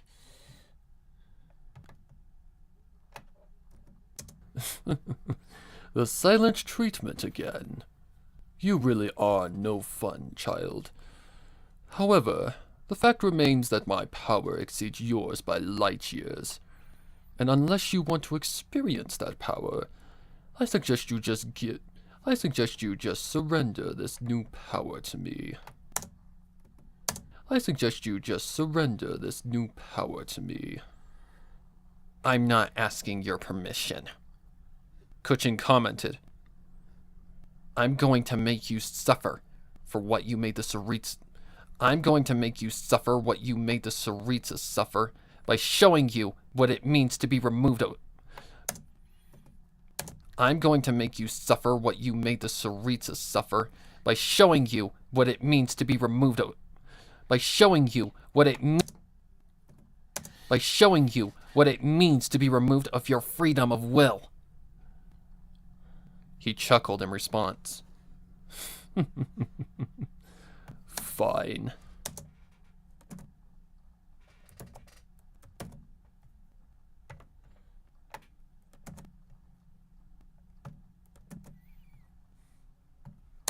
He chuckled in response. Fine. Just know I didn't want this to end in senseless violence, and would have rather preferred a peaceful end to this world. You chose violence the moment you killed. You chose violence the moment you killed Ganyu, you savage! Jesus Christ. You chose violence the moment you killed Ganyu, you savage! Will ends to this world. You chose violence the moment you killed Ganyu, you savage!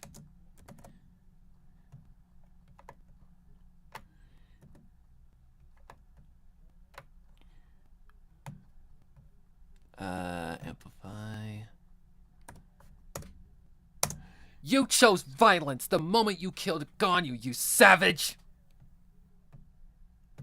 She fin- oh. A little harder. She finished. She finished, lunging forward at a speed too fast for him. She finished, lunging forward at a speed too fast for him to follow, causing him to receive a massive blow to his lower chest. He flew back into the wall at a violent speed, hitting it and losing his breath instantly. Upon meeting the floor, he clutched his abdomen. He clutched his abdomen with gritted teeth in indescribable pain. He clutched his abdomen with gritted teeth in indescribable pain, struggling to get up. The punch had felt like he'd been struck by the mass of a giant. The punch had felt like he'd been struck by the mass of a giant tree trunk at over 100 miles per hour, and the impact with the metal wall had made matters worse by knocking the air out of his lungs and throwing his senses into absolute chaos. He couldn't breathe, speak, or even think. He couldn't breathe, speak, or even think. His voice now nothing but grisly rasps of pain. First, I'll take away your ability to breathe, talk, or even conjure a single thought of your own. By my calculations, it'll take you around 1 minute to rehabilitate yourself back to fighting condition. But I won't give you that time to defend yourself, seeing you never gave the Sarita a single moment to save herself. She approached her victim closer. She approached her victim closer. She approached her victim, slowly pulling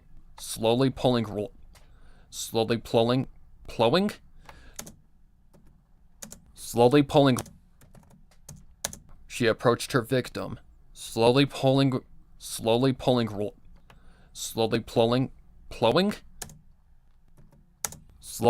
lion's roar from its sheath. She approached her victim, slowly pulling lion's roar from its sheath.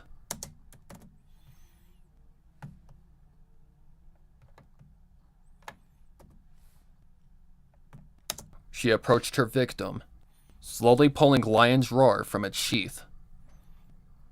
Next, I'll take away your ability to move on your own. Usually a casual human couldn't sever limbs without chipping their blade. But I'm no ordinary human.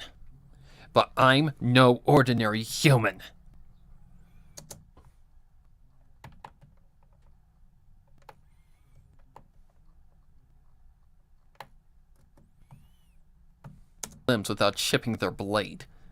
But I'm no ordinary human. 4 slashes of cold steel flashed at the speed of light, to which, only after the cuts had been made, did the searing agony attack the doctor's nerves and senses. Blood spewed from his fresh wounds at the pulse rate of it. Blood spewed from his fresh wounds at the pulse rate of his heart. Blood spewed from his fresh wounds at the pulse rate of his heart, staining Kuching's body and clothing. She could care less about the blotches of crimson getting all over her. She could care less about the blotches of crimson getting all over her. Her only focus was the monster before her in a growing pool of blood. He was squirming and trying his hardest to get away from the murderous swordmaster paying him his dues. But Kuching had full control over the situation, as much as victory in her grasp. I see now that your rank in the Harbingers was nothing but a lie to make you seem intimidating. And while it worked for a while, once you destroyed my world, you set your fate in stone. How does it feel to be a victim of your own game?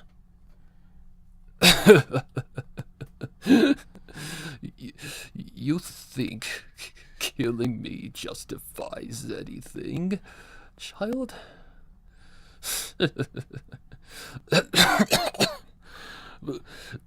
By killing me, you're betraying the existence of Tevat. If you kill me, you'll be nothing but a traitor to everyone in this false world. Kuching didn't even flinch. While the celestial gods did do wrong in taking power that was not theirs to take, this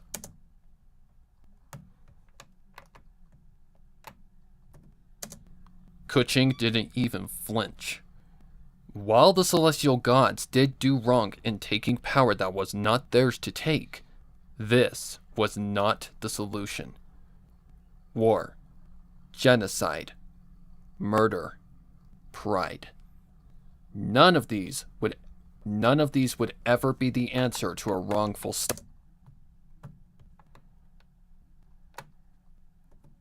None of these would ever be the answer to a wrongful start. And that was enough for Kuching to answer the doctor. As far as I'm concerned, you're a monster who puts pride before anything else. And that's not a good candidate. And that's not a good candidate for a... And that's not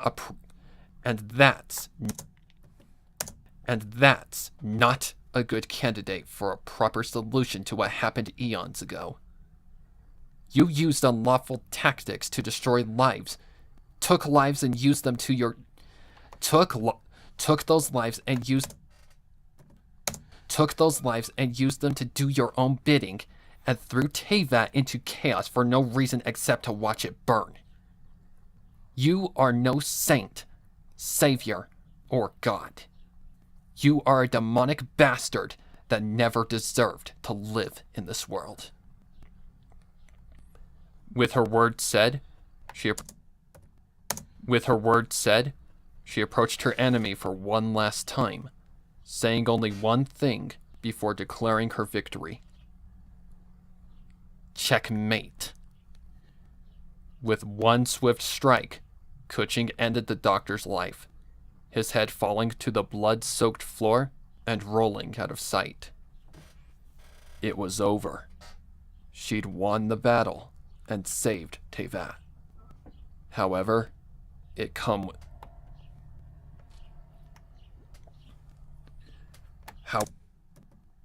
However, it had come with a cost.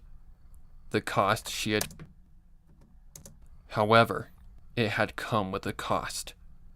The cost she had feared from the beginning.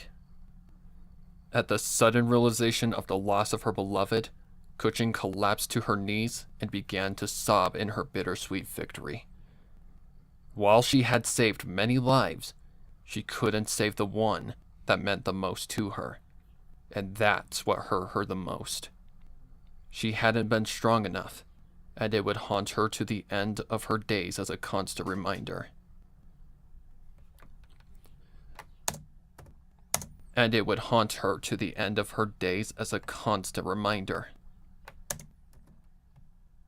Even though the doctor was dead and the world was saved, Kuching felt like she still had lost. Pause. Holy shit, this is gonna be a long fucking file. Okay.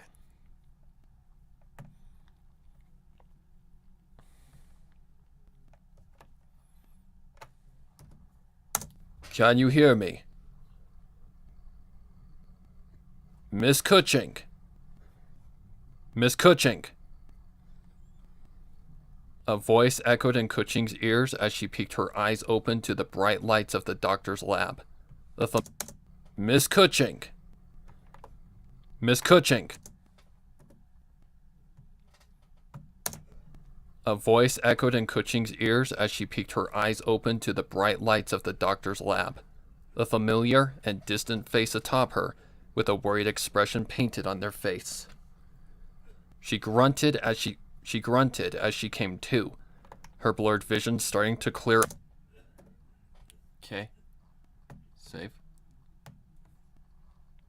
She grunted as she came to, her blurred vision starting to clear up and form a clear picture. She was physically and mentally exhausted, and upon opening her eyes fully, she quickly began to realize. And upon opening her eyes fully, she quickly began to realize everything.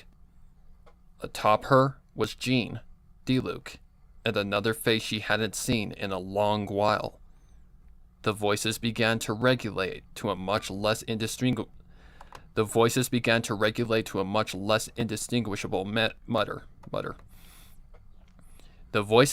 to regulate to a much less indistinguishable mutter.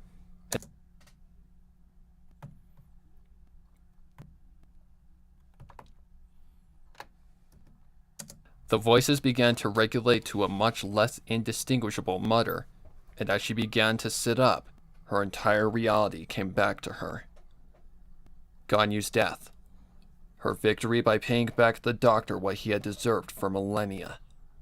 Her encounter with the giant Qilin, and all of whom she'd ever considered a friend or acquaintance. She didn't even remember falling asleep, but assumed her emotional breakdown must have caused her to pass out. After all, it had been a long war, and now she'd be able to live normally again. However, normally was far from true, because the trauma of her losses in it would never go away. She'd become what Yelan had told her Ganyu had become after the Archon War. She'd become what Yelan had told her Ganyu had become after the Archon War. Paranoid, sad, lost, miserable. She'd already lost the light of her life. She'd already lost the light of her life, and no longer had a guide in life to happiness and peace. While she'd won, she also hadn't. Miss Kuching, are you hurt? Miss Kuching, are you hurt? Miss Kuching, are you hurt? First one's fine.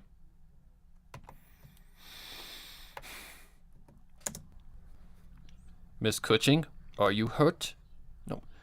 Miss Kuching, are you hurt? D-Luke questioned her. More than you can. Miss Kuching, are you hurt? D-Luke questioned her. More than you can imagine. She answered. Oh, could you point out your injury? He requested. Jing can heal your wounds. He requested.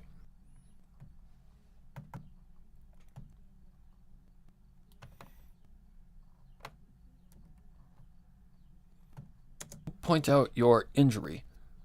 He requested. Could you point out your injury? I'm gonna just do that. Could you point out your injury? He requested.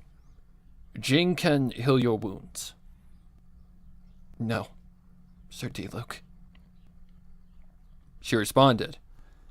The pain I'm referring to is not...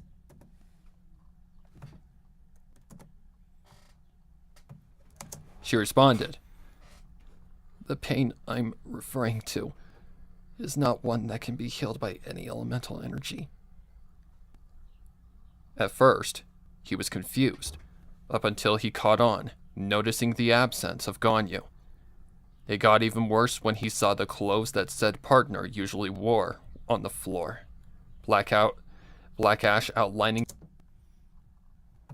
wore on the floor.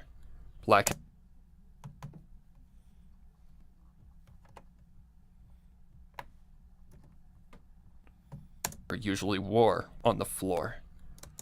Or usually wore. Or usually.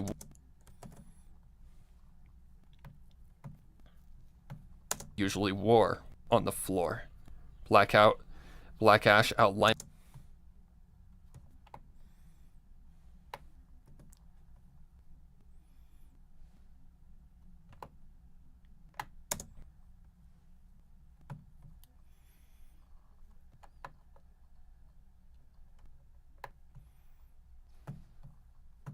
Partner usually wore on the floor. Black ash outlining the areas where limbs would usually reside. His heart skipped a beat. I am so sorry, Miss Cushing. I am so sorry, Miss Cushing. I am so sorry, Miss Cushing. He consoled. I am so sorry, Miss Cushing. He consoled.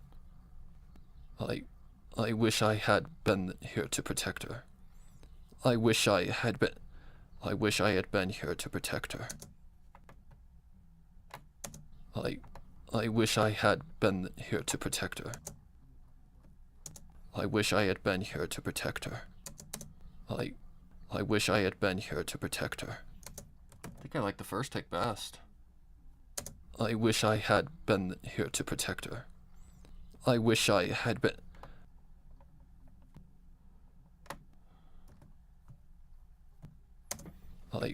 I wish I had been here to protect her. It's not your fault. It's not your fault. She replied sadly.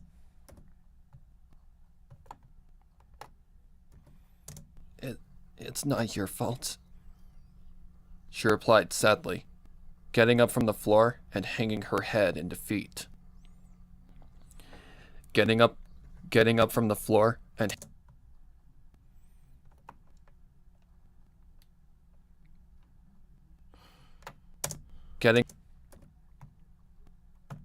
She replied sadly, getting up from the floor and hanging her head in defeat. Getting up from the floor and hanging her. She replied sadly, getting up from the floor and hanging her head in defeat. Everyone did what they could, but in the end, it was my responsibility to keep her safe.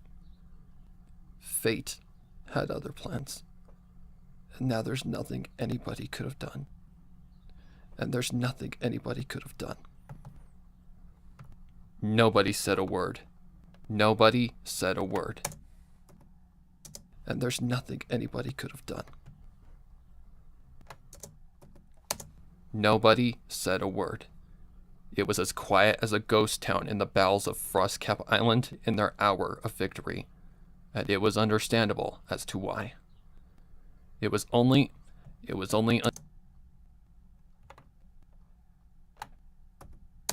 until the third occupant spoke that the quiet was finally seized. The tragedies of war strike yet again. The tragedies of war strike yet again. The tragedies of war strike yet again. The tragedies of war strike yet again. Spoke a voice that. The tragedies of war strike yet again. Spoke a voice that Cushing immediately recognized, turning her head in the direction of it. A sight I had hoped not to see at the end of this, but so is the cruel nature of reality. Off to her left was the tall and much knowledgeable assistant of one. Off to her left was the. Off to her left was the tall and much knowledgeable assistant of the once Wansheng funeral parlor. His voice. Off to her. I gotta take that down. Off to her left. Off to her left was the tall and much knowledgeable assistant of the once Wansheng funeral parlor, his voice being very distinct to her ears. His presence felt off to her, His presence felt off to her, seeing he hadn't traveled with His presence felt off to her, seeing he hadn't traveled with them to Snezhnaya, and she had guessed him to have died the night Liyue Harbor was removed from existence. Why was he here?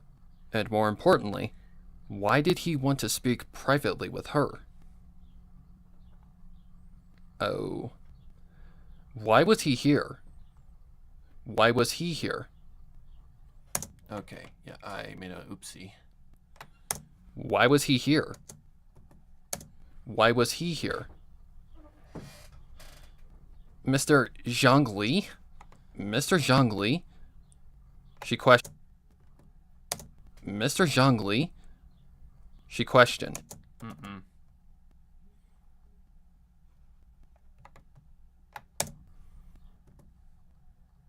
Mr. Zhongli? Mr. Zhongli? She questioned. What are you doing here? What are you doing here?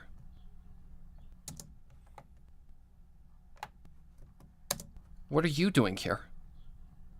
You'll see soon enough.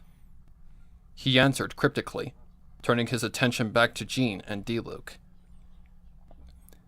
While the time may not call for it, do you two mind? While the time may not... Attention back to Jean and Diluc. While the time may not... Jean and Diluc. While the time may not call for it, do you two mind if I speak with Miss Kuching privately? Jean. Given she hasn't suffered any injuries... Given she hasn't suffered any injuries, I'm fine with that. Jean replied. However, I believe Miss Kuching is... Jean replied. However, I believe Miss Kuching...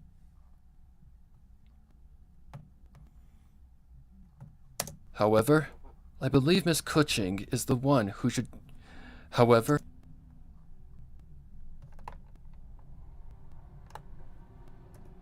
However, I truly believe Miss Kuching is the one who should truly be answering your question. True. True. True. He answered. True. He answered, turning his gaze to Kuching. Well, Miss Kuching? Well, Miss Kuching? Of course. Well, Miss Kuching? Of course. Of course. She answered with a hint of curiosity. Of course. She answered with a hint of curiosity. She answered with a hint of curiosity. In her current... She answered with a hint of curiosity. In her current state, she'd usually refuse answering any questions until she'd had a little time to accept the truth of her reality. However, given Zhongli's presence here being off and bizarre, she could make an exception. With her answer given, Jean and Diluc left the room to just the two of them. Once the coast was clear, Zhongli turned his full attention to Kuching and started to talk. I'm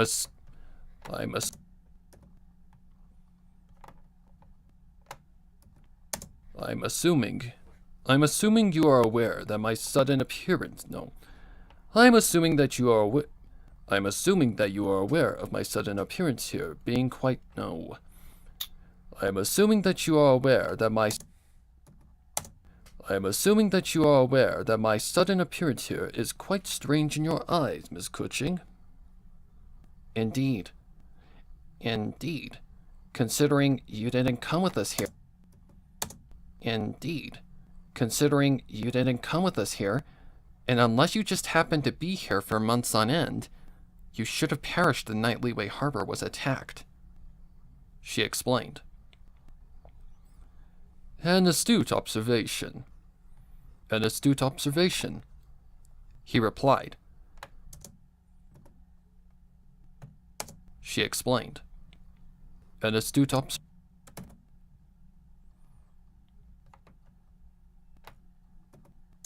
An astute observation, he replied. I'd expect nothing less from the former Yuhung of said city, as much as the fact that I'm sure you have many questions. She nodded again, to which Zhongli knew his hands were tied. How would he explain how he somehow to which Zhongli knew his hands were tied? How would he explain how he somehow had managed to avoid half a year's time of war and make it sound realistic? There was no reason to lie to her, so he spared her any troubles. Well,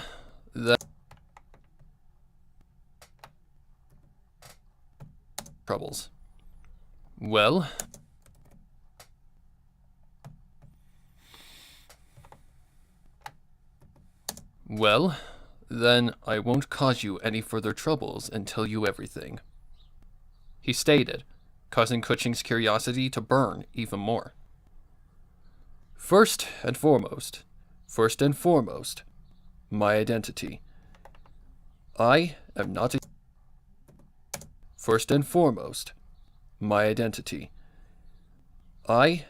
a human being like you, nor have I ever been. I am the Lord of Geo, or Morax, and have secretly watched over Liwei,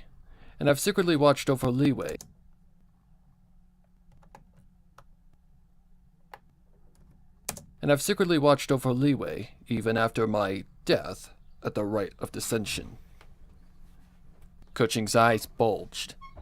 Now his presence in Snezhnaya made sense, seeing he had been locked away with the Adepti, having been used as a battery for the doctor's twisted schemes. She had no clue what to say.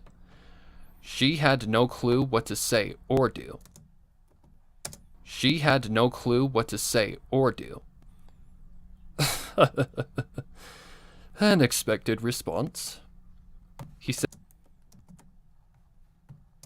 Say or do. An expected response, he said. I suppose that's something that even someone of your stature would have a hard time accepting, but it's true. I am Morax, and have been among you from the moment you stepped foot into Liwei Harbor. I had my suspicions. I had my suspicions, but never expected them to actually be true. I had my suspicions, but never expected them to actually be true, she answered. However, if you're revealing this to me, a mortal, then you must have something important to say. Morax nodded.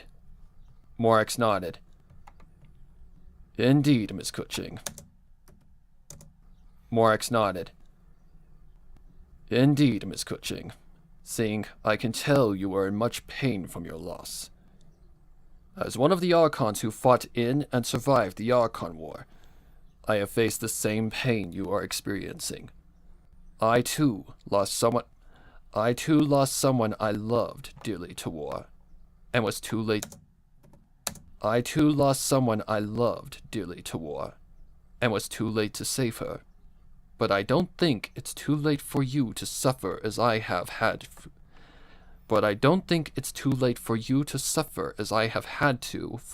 centuries. But I don't think it's too late for you to suffer as I have had to for centuries. Kuching's eyes bulged.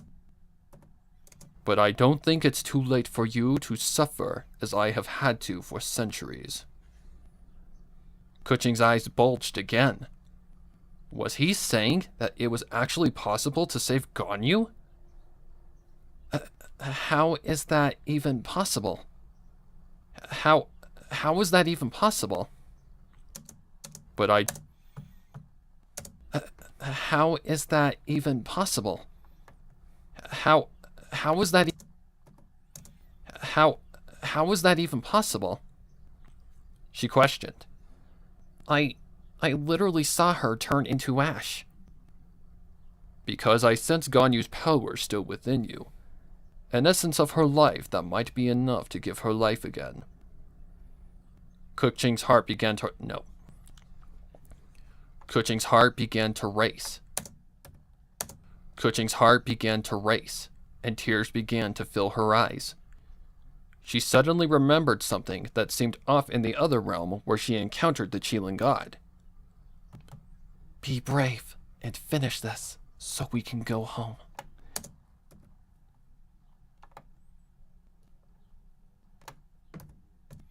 Be brave and finish this so we can go home.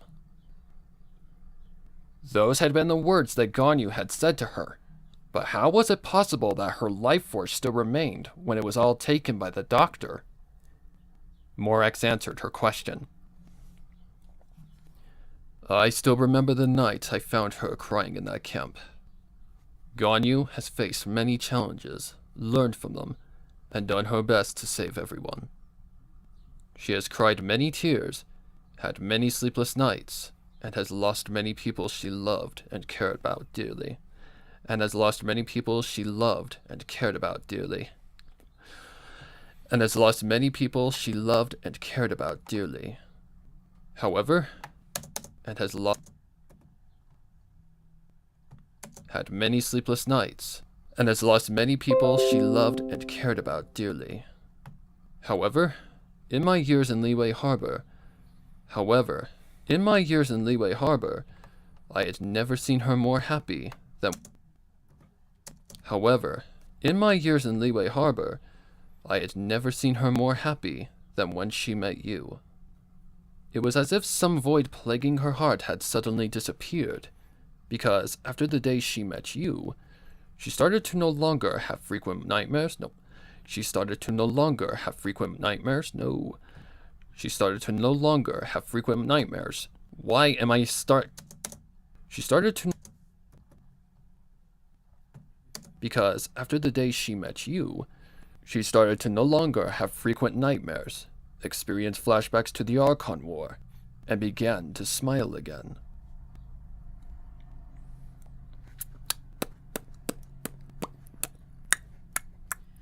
Why are the cars just being an asshole today?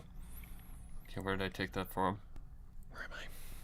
You were the thing that gave her life in the darkness, no light. You were the thing that gave her light in the darkness again, Miss Kuching. You were the thing that gave her life in the darkness, no light. You were the thing that gave her light in the darkness again.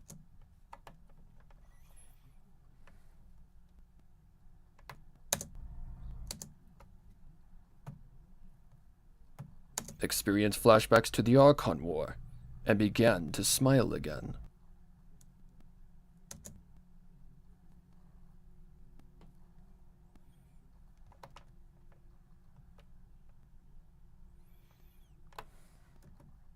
You were the thing that gave her light in the darkness again, Miss Kuching.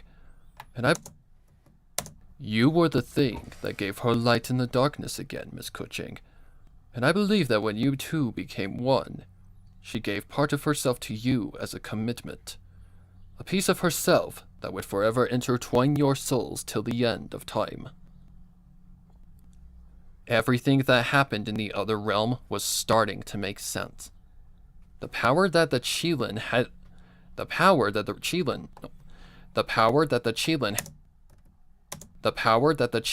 released had not been a result of Ganyu's genetics, but the part of her that she'd given Kuching the night they... But the part of her that she'd given Kuching the night they...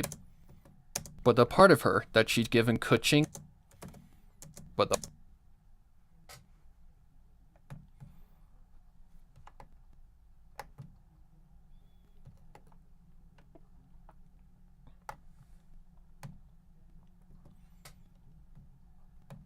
of Ganyu's genetics, but the part of her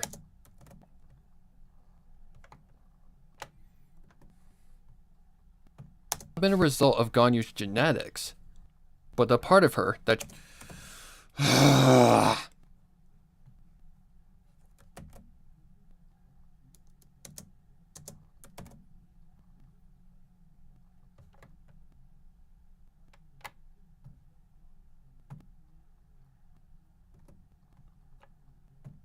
Ganyu's genetics, but the part of her that she'd given Kuching the night they became lovers.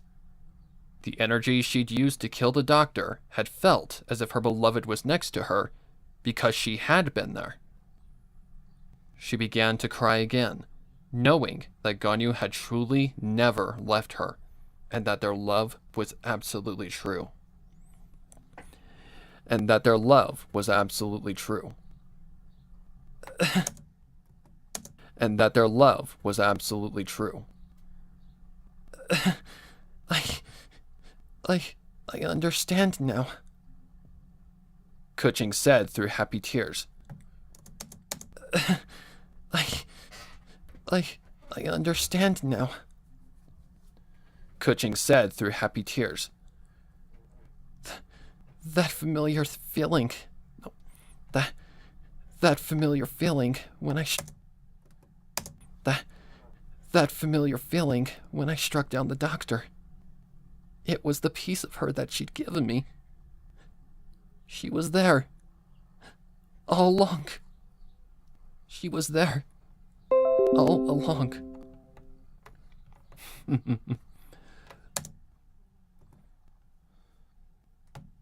All along. That definitely sounds like... All along. That definitely sounds like her. That definitely sounds like her. That definitely sounds like her. Morax added. Morax added. That familiar feeling when I... No.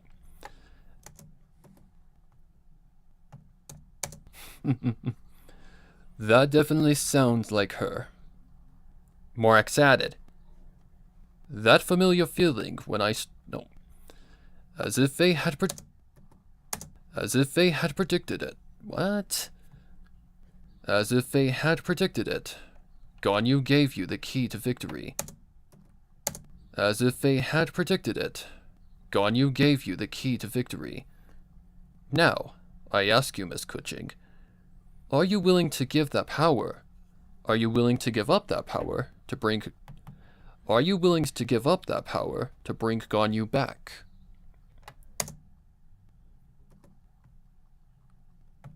Now, I ask you, Miss Kuching, are you willing to give up that power to bring... Are you willing to give up that power to bring Ganyu back? Are you willing to give up that power to bring Ganyu back? She gasped and she gasped and smiled at the offer. I am Rex Lapis. I am Rex Lapis. I am Rex Lapis. I am Rex Lapis. I am Rex Lapis. I am I am. Why are you so noisy today? She answered without hesitation. There we go. Happy 16. I'm just finishing this up. We're getting close to the end. I am Rex Lapis. She answered without hesitation. While power is great to have... Hold it back. While power is great to have... While power is great to have, love and happiness is eternal. While power is great to have, love and happiness is eternal. Morax nodded in agreement. Very well. Then walk over to the area where she was last and focus all of your energy into her remains. And focus all of your energy into her remains. And focus all of your energy into her remains. She wasted no time and walked over to where Ganyu had disintegrated before her very eyes. Once she met the outline of Ganyu's ashes, She began to focus all of the power she'd gained from her beloved's commitment towards the remains littered on the floor. An icy blue line of elemental magic manifested from Kuching's right palm towards the floor, slowly beginning to merge with the little life left in the ashes and rebuild what once existed. Slowly beginning to merge with the little life left in the ashes and rebuild what once existed. As if a phoenix were birthing from its charred remains. Pull that back. As if a phoenix were birthing from its charred remains, something began to take form from the black cinders, growing and beginning to take form. It was unmistakable. It was unmistakable. Pull this back. It was unmistakable. Kuching could see her beloved's... There we go. It was unmistakable. Kuching could see her beloved starting to come back together from the material she disintegrated too, every feature being the same as she remembered. It took a lot of effort for her to do this, but she refused. It took a lot of effort for her to do this, but she refused to let this opportunity pass out of sheer lack of strength. Back. But she refused to let this opportunity pass out of sheer lack of strength. Their love was strong, so her strength was enough to bring Ganyu back. With all of her power and will to bring back her beloved, in a sudden flash of light, the sound of Ganyu's voice broke through, a confused and shocked look on her face. Okay. Huh? Huh? That'll work. That'll work just fine. I remember this. I don't know what that is. I think the first take was fine. She squeaked, her confusion disappearing with the turn of her head.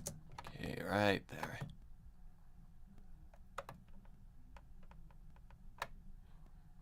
Pull that back. She squeaked, her confusion disappearing with the turn of her head to the sight of her beloved.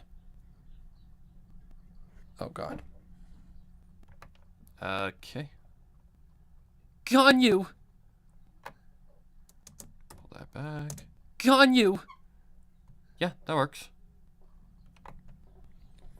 Kuching exclaimed, running up to and embracing her loved one with a tight hug. Running up to and embracing her loved one with a tight hug. Ganyu's eyes immediately leaked tears at the sight. No. Ganyu's eyes immediately leaked tears at the. Right there.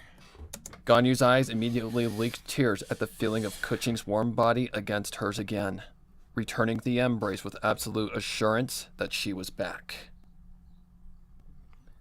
I'm here, Kuching. I'm here, Kuching.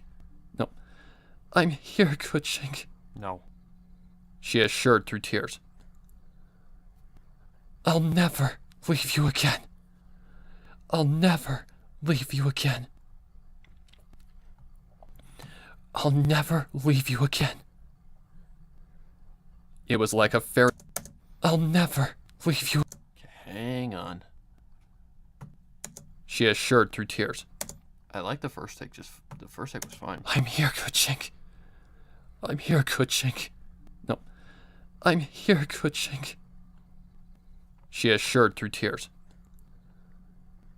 I'll never. Through tears, so it's not emotional. I'm here, Kuching. She assured through tears.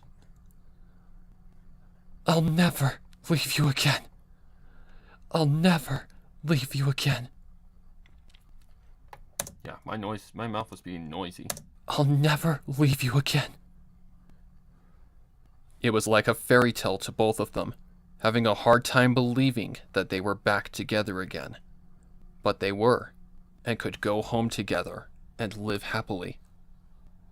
Morak said nothing during the entire reunion. Pull that back. Morak said nothing during the entire reunion, and just allowed the two their time. No. Morak said nothing during the entire reunion, and just Morex said nothing during the entire reunion and just allowed the two their time, feeling happy and proud of the little teenager he'd found in a hopeless state thousands of years ago. She'd found peace and happiness at long last. The two broke the embrace and wiped. Okay.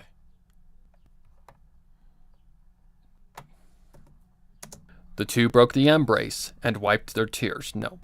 The two broke the embrace and wiped their tears, following with giving each other a kiss that made Morex smile. Back. The two broke the embrace and wiped their tears, following with giving each other a kiss that made Morex smile. After a long minute of reuniting, Ganyu and Kuching finally let go of one another and turned back to Morex. Rex Lapis? Ganyu questioned in confusion. It's great to see you too, Ganyu. He replied. Are you okay? Are the other Adepti okay? No. Are you okay? Are the other Adepti okay? Jesus Christ. He nodded in assurance. Are the other Adepti okay? No. Are she is a worry bee. She is a worry bee, so yeah, sure. Are you okay? Are the other Adepti okay? Sure. He nodded in assurance.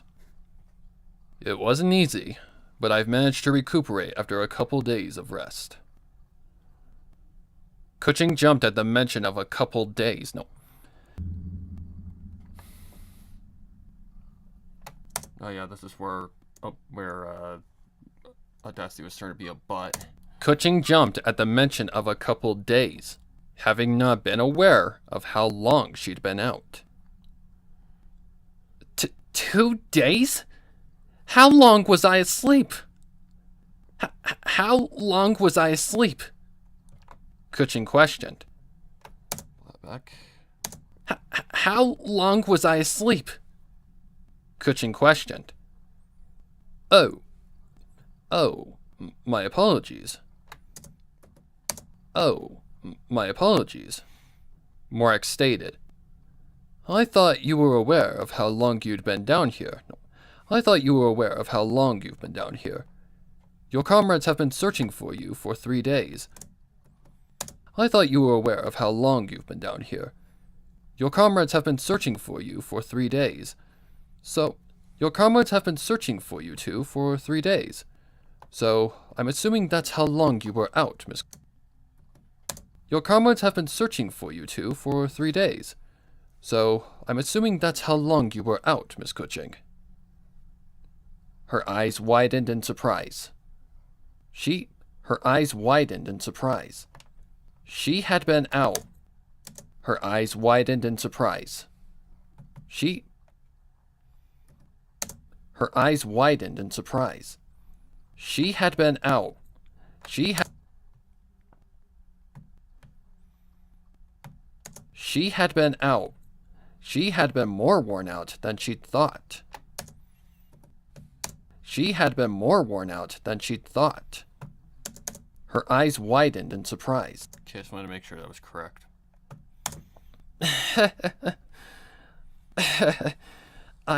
I guess the stress worn out than she'd thought. I guess the stress and exhaustion of this whole mess finally caught up to me. Kuching stated surprisingly. I suppose it's time to get out of here and go home. Indeed, but there's something you two should know before you go. Morex stated. To which the two lovers nodded. Think that's correct. Morex stated. To which the two lovers nodded. Okay, pull that back. Morex stated. To which the two lovers nodded. Nope. Need to pull that back a little bit more. Right about there. To which the two lovers nodded. Very good. Very good. Pull that back. Very good.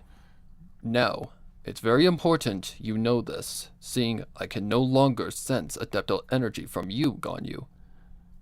By Miss Kuching resurrecting you, it came with the cost of losing your identity as an adeptal being. That means you are no longer tied to the world by immortality, Ganyu. Ganyu jumped at the information. Never had she thought of the removal of her immortality possible. No. Never had she thought of the removal of her immortality to ever be possible. It was as if... Never had she thought of the removal of her immortality to ever be possible. It was as if the gods above... It was as if the gods above had blessed her with her greatest wish. Pull that back. It was as if the gods above had blessed her with her greatest wish. Mortality meant she'd never have to face the unbearable pain of living beyond her. Mortality meant that she'd never have to live. No. Mortality meant that she'd Mortality meant that she'd Mortality meant that she'd Mortality meant that she'd never have to face. Mortality meant she'd never have to face the unbearable pain of living beyond her beloved's death. You mean I'm finally free to live a life without the pain of living eternally after Kuching's passing? God, that was so fucking gross. You mean I'm finally free to live a life without the pain of... Why is that so bassy?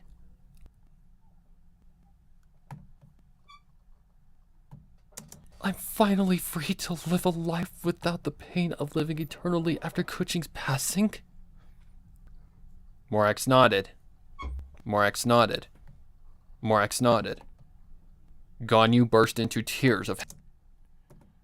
Morax nodded. Ganyu burst into tears of happiness, embracing Kuching yet again in a tight hug. It felt as if all she had had to face to get to this point had all been worth it. Had all been worth this reward. Had all... Okay, I gotta zoom in a little bit.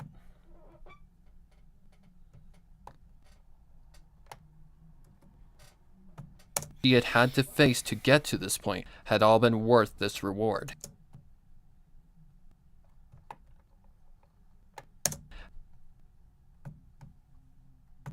To this point had all been worth to this point.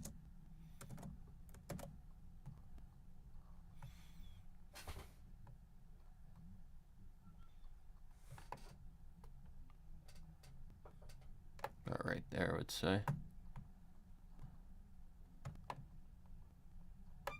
How about that? To get to this point had all been worth this reward. There we go. She could live happily. She could live a happy life with her beloved and be with her in death when her time came. Worth this reward. She could live a happy life with her beloved and be with her in death when her time came to leave this world. And be in her when death when her time came to leave this world. And be with her in death when her time came to leave and be in her when death when her time came to leave this world. She was the happiest life with her beloved and be in her when death when her time came to leave this world. That'll work. She was the happiest she'd ever been in her entire life. Releasing her hold from Kuching, she turned to Morax with a smile. Thank you, Rex Lapis, for helping me find happiness and peace in this world. She thanked. She thanked. For what? She thanked. For what? No. For what? No. For what? For what? I did nothing but guide you. For what? I did nothing but guide you and give you advice on the long road to this. She thanked. For what? I did nothing but guide you and give you advice on the long road to this point. You have worked hard and eternally to reach this reward on your own, and I am proud of you, for finally finding your place in this world after so long. And I am proud of you for finally finding your place in this world after so long. He replied, You have found your own way, Ganyu. No. You have found your own way, Ganyu, and have fulfilled the contract I assigned you. You have found your own way, Ganyu, and have fulfilled the contract I assigned you all those centuries ago. Therefore, you are now free to live the life you want, and no longer. You are now free to live the life you want, and no longer are tied to our agreement. You have more than paid for your acts that night. You have more than paid for your acts that night. Yes, sir. You have more than paid for your acts that night. Yes, sir. Yes, sir. Yes, sir. She agreed happily. Hold that back. Yes, sir. She agreed happily. However, at this point... Oh, for fuck's sake. Happily. However, at this point, my devotion to protecting this world has gone beyond that contract. I will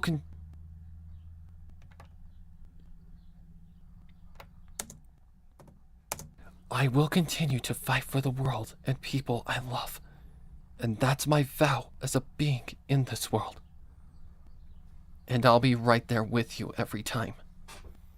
Kuching added, taking Ganyu's hand in hers tight. Morax just nodded with a smile, a light chuckle escaping his lips.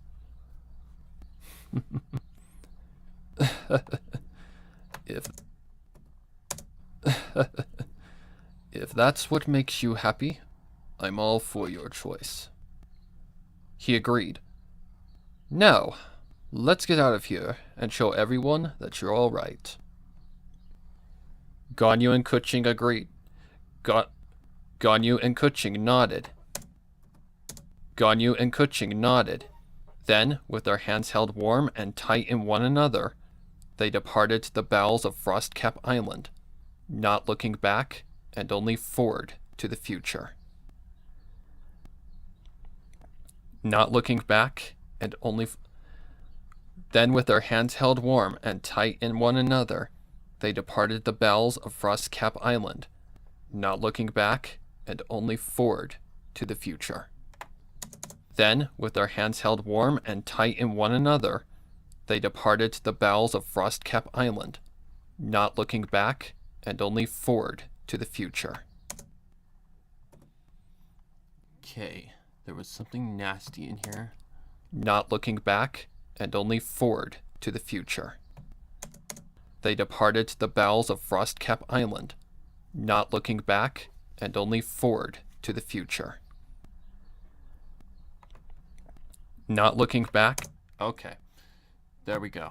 Alright, that chapter's done. Thank God. Alright. File. Save. File. Export. It's MP3. 1 hour and 10. Oh my God. Clean. Need to change that to chapter 35. Not 33, 35. Alright. That export.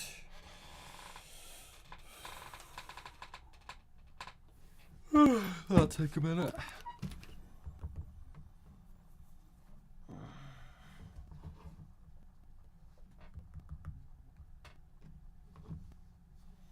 Alright.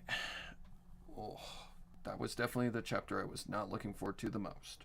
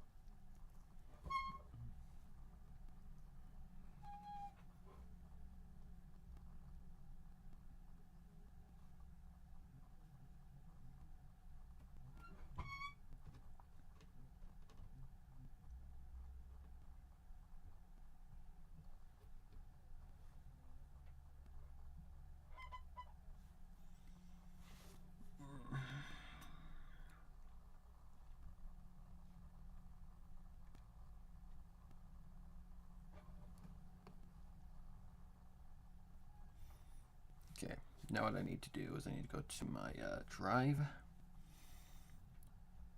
How much space do I got? Yikes.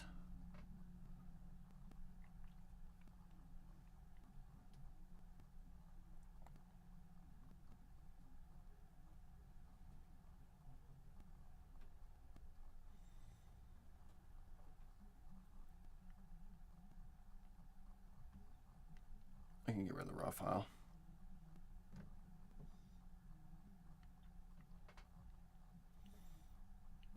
Because we're not done just yet.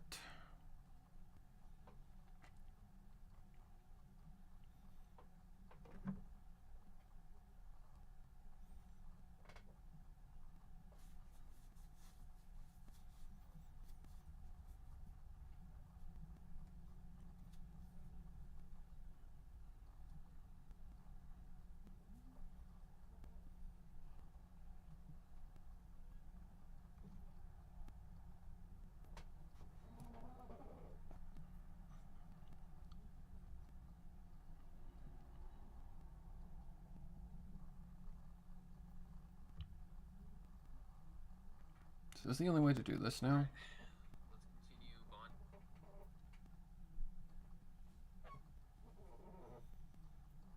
Okay, take drive 5 out as well.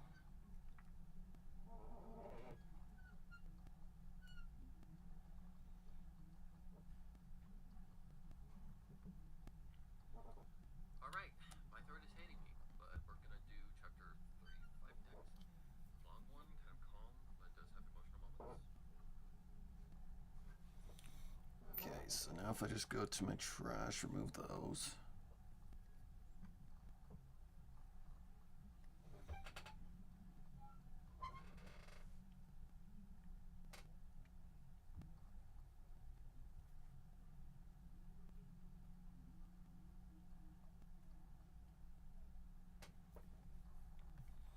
Okay, let's go to my YouTube Drive. Oh my god. Google Drive.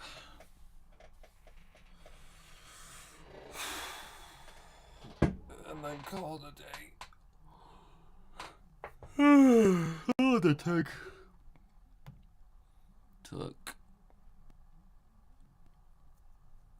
I'm gonna guess 4 hours. 4 hours and 18 minutes. Pretty damn close. Alright.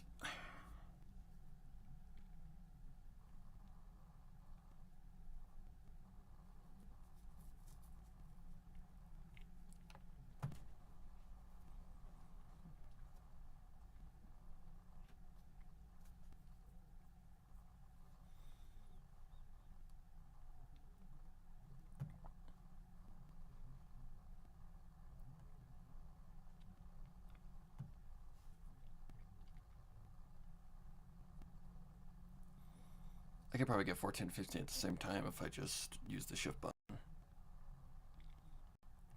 But I gotta find the main files first.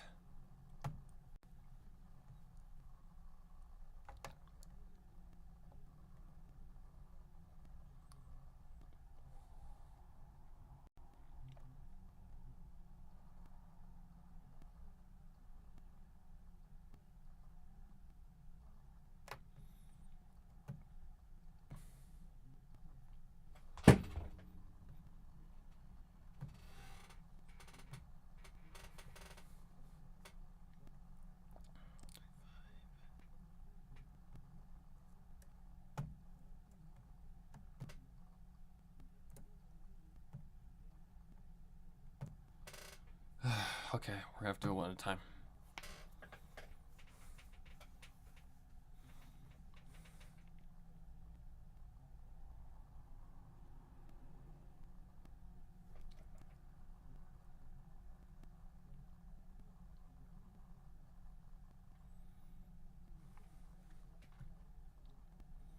Shut up, I know.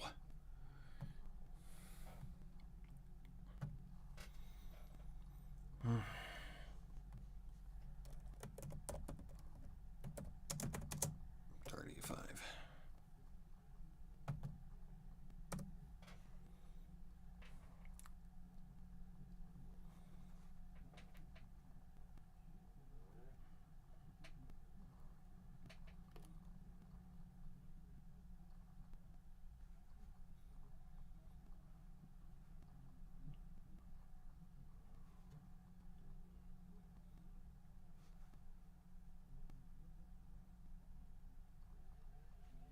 Shut up. I know. I don't need to be told. Alright. That's gonna do it for this stream. I'm fucking tired, man. So, hopefully you guys enjoyed. Thank you for keeping me company. And I'll get back to this probably... I don't know when. Probably tomorrow or the next day after. I don't know. We'll see. Anyways, thank you for joining me, and I'll see y'all later.